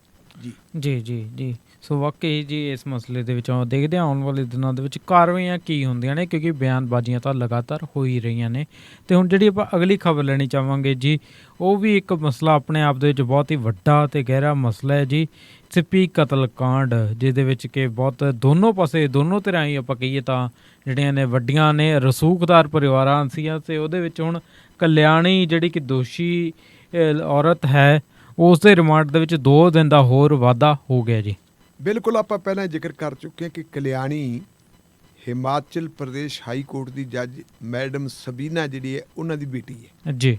ਔਰ ਚੰਡੀਗੜ੍ਹ ਦੇ ਇੱਕ ਸਰਕਾਰੀ ਕਾਲਜ ਦੇ ਵਿੱਚ ਉਹ ਪੜ੍ਹਾਉਂਦੀ ਵੀ ਹੈ ਜੀ। ਲੈਕਚਰਾਰ ਵਜੋਂ ਨੌਕਰੀ ਕਰਦੀ ਹੈ। ਦੋਨੇ ਪਰਿਵਾਰ ਰਸੂਖਦਾਰ ਆ, ਤੁਸੀਂ ਠੀਕ ਹੈ, ਅਤੇ ਦੋਨੇ ਪਰਿਵਾਰ ਹੀ ਜੁਡੀਸ਼ਰੀ ਨਾਲ ਸੰਬੰਧਿਤ ਹੈ ਜੀ। ਜੇ ਕਲਿਆਣੀ ਦੀ ਮਾਂ ਹਾਈ ਕੋਰਟ ਦੀ ਜੱਜ ਹੈ, ਸਰਵਿਸ ਉਹਨੇ ਨੀਚੇ ਸ਼ੁਰੂ ਕੀਤੀ ਸੀ। ਉਹ ਵੀ ਪਹਿਲਾਂ ਥੱਲੇ ਜੱਜ ਰਹੀ ਹੈ, ਐਡੀਸ਼ਨਲ ਸੈਸ਼ਨ ਜੱਜ ਤੇ ਫਿਰ ਹਾਈ ਕੋਰਟ ਦੀ ਜੱਜ। ਜੀ। ਇਸੇ ਤਰੀਕੇ ਸਿੱਪੀ ਹੈ ਜਿਹੜਾ, ਸਿੱਪੀ ਦੇ ਦਾਦਾ ਜੀ ਵੀ ਪਹਿਲਾਂ ਸੈਸ਼ਨ ਜੱਜ ਹੁੰਦੇ ਸੀ, ਉਹ ਵੀ ਹਾਈ ਕੋਰਟ ਤੱਕ ਸ਼ਾਇਦ ਪਹੁੰਚ ਗਏ ਸੀ। ਸਿੱਪੀ ਦੇ ਫਾਦਰ ਜਿਹੜੇ ਐਡੀਸ਼ਨਲ ਐਡਵੋਕੇਟ ਜਨਰਲ ਰਹੇ ਹੈ। ਦੋਨੇ ਪਰਿਵਾਰ ਜਿਹੜੇ ਹੈਗਾ ਰਸੂਖਦਾਰ, ਦੋਨਾਂ ਦਾ ਆਪਸ ਵਿੱਚ ਮੇਲ ਮਿਲਾਪ ਚੰਗਾ ਸੀ। ਜੀ। ਇਹ ਕੋਈ 7 ਵਰ੍ਹੇ ਪਹਿਲਾਂ 2015 ਦੇ ਵਿੱਚ ਸਿੱਪੀ ਦਾ ਅਚਨਚੇਤ ਕਤਲ ਹੋ ਜਾਂਦਾ ਹੈ। FIR ਦਰਜ ਹੁੰਦੀ ਹੈ, ਅਤੇ FIR ਦਰਜ ਹੋਣ ਤੋਂ ਬਾਅਦ ਪਰਿਵਾਰ ਨੇ ਜਿਹੜਾ ਸ਼ੱਕ ਜ਼ਾਹਰ ਕੀਤਾ ਸੀ, ਉਹਨਾਂ ਨੇ ਕਲਿਆਣੀ 'ਤੇ ਕੀਤਾ ਸੀ ਕਿ ਕਲਿਆਣੀ ਦਾ ਪਰਿਵਾਰ ਚਾਹੁੰਦਾ ਸੀ ਕਿ ਸਿੱਪੀ ਦੀ, ਉਹਨਾਂ ਦੀ ਦੋਸਤੀ ਸੀ ਕਲਿਆਣੀ ਦੀ ਅਤੇ ਸਿੱਪੀ ਦੀ, ਕਿ ਇਹਨਾਂ ਦਾ ਵਿਆਹ ਹੋ ਜਾਏ।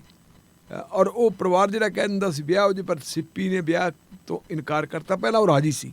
ਉਹਦੇ ਕੋਲ ਕਹਿੰਦੇ ਆ ਕਿ ਕੁਝ ਹੋਰ ਤਸਵੀਰਾਂ ਵਗੈਰਾ ਆ ਗਈਆਂ ਸੀ, ਉਹ ਤਸਵੀਰਾਂ ਸ਼ਾਇਦ ਕੋਈ ਕਹਾਣੀ ਹੋਰ ਪੇਸ਼ ਕਰਦੀਆਂ ਸੀ। ਉਹਨੇ ਵਿਆਹ ਤੋਂ ਇਤਰਾਜ਼ ਕਰਤਾ ਸੀ। ਅਤੇ ਫਿਰ ਇੱਕ ਦਿਨ ਉਹਨੂੰ ਬੁਲਾਇਆ ਗਿਆ ਇੱਕ ਪਾਰਕ ਦੇ ਨੇੜੇ, ਤੇ ਉੱਥੇ ਗੋਲੀ ਚੱਲੀ ਅਤੇ ਉਹ ਮਰ ਗਿਆ। ਹਾਂਜੀ। 4 ਗੋਲੀਆਂ ਕਹਿੰਦੇ 12 ਬੋਰ ਦੀਆਂ ਲੱਗੀਆਂ ਨੇ। ਮਾਮਲਾ ਹਾਈ ਕੋਰਟ ਨੂੰ ਚਲਾ ਗਿਆ ਸੀ। ਹਾਈ ਕੋਰਟ ਦੇ ਵਿੱਚ ਵੀ ਇਹ ਹਾਈ ਕੋਰਟ CBI ਨੂੰ ਚਲਾ ਗਿਆ ਸੀ। CBI ਨੇ ਕੋਰਟ ਦੇ ਵਿੱਚ ਪਹਿਲਾਂ ਕਲੋਜ਼ਰ ਰਿਪੋਰਟ ਪੇਸ਼ ਕਰਤੀ। ਅਦਾਲਤ ਨੇ ਅਸਹਿਮਤੀ ਪ੍ਰਗਟ ਕਰਤੀ। ਦੁਬਾਰਾ ਇਨਵੈਸਟੀਗੇਸ਼ਨ ਸ਼ੁਰੂ ਹੋਈ, ਉਹਨਾਂ ਦੇ ਹੱਥ ਕੁਛ ਲੱਗਿਆ ਉਹਨਾਂ, ਤੇ ਹੁਣ ਕਲਿਆਣੀ ਦੀ ਗ੍ਰਿਫਤਾਰੀ ਹੋ ਗਈ ਸੀ। ਅੱਛਾ ਜੀ। ਗ੍ਰਿਫਤਾਰੀ ਤੋਂ ਬਾਅਦ 4 ਦਿਨਾਂ ਦਾ ਪੁਲਿਸ ਰਿਮਾਂਡ ਸੀ। 4 ਦਿਨਾਂ ਦੇ ਪੁਲਿਸ ਰਿਮਾਂਡ ਤੋਂ ਬਾਅਦ ਕੱਲ੍ਹ ਉਹਨਾਂ ਨੂੰ CBI ਦੀ ਕੋਰਟ 'ਚ ਮੋਹਾਲੀ ਫਿਰ ਪੇਸ਼ ਕੀਤਾ ਗਿਆ। ਜੀ। ਉੱਥੇ ਜਿਹੜਾ ਜੱਜ ਸਾਹਿਬ ਦੇ ਸਾਹਮਣੇ CBI ਨੇ ਦਲੀਲ ਦਿੱਤੀ ਹੈ। ਉਹਨਾਂ ਨੇ ਕਿਹਾ ਜੀ ਕਲਿਆਣੀ ਸਾਨੂੰ ਬਿਲਕੁਲ ਸਹਿਯੋਗ ਨਹੀਂ ਕਰਦੀ, ਦੀ ਹੋਰ ਪੁੱਛਗਿੱਛ ਦੀ ਲੋੜ ਹੈ। ਜੀ। ਔਰ ਪੁੱਛਗਿੱਛ ਵੇਲੇ ਜਿਹੜੀ ਕੋਈ ਮਨੋਵਿਗਿਆਨੀ ਦੀ ਮਦਦ ਦੀ ਵੀ ਲੋੜ ਹੈ। ਕਿਸੇ ਮਨੋਵਿਗਿਆਨੀ ਦੀ ਹਾਜ਼ਰੀ 'ਚ ਉਹਦੇ ਨਾਲ ਗੱਲ ਕਰਨੀ ਜ਼ਰੂਰੀ ਹੈ।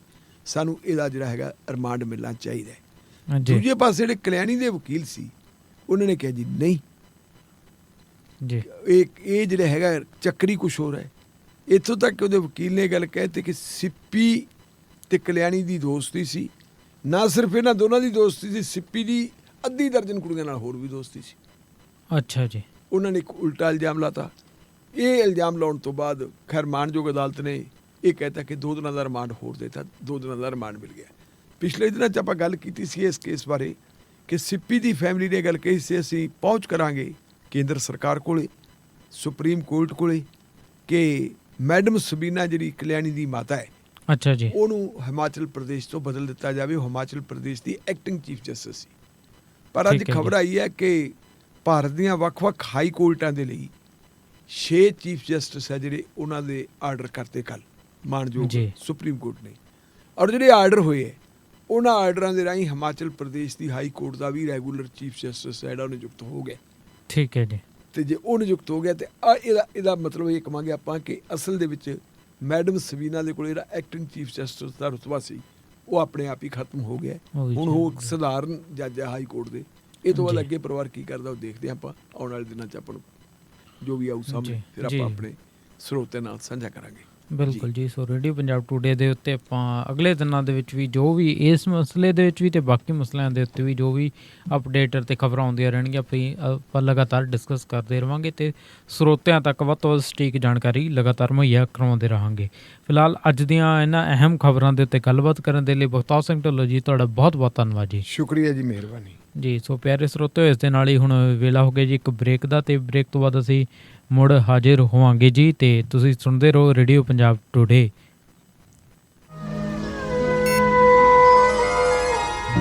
ਸ਼ਮਾਦਾਨ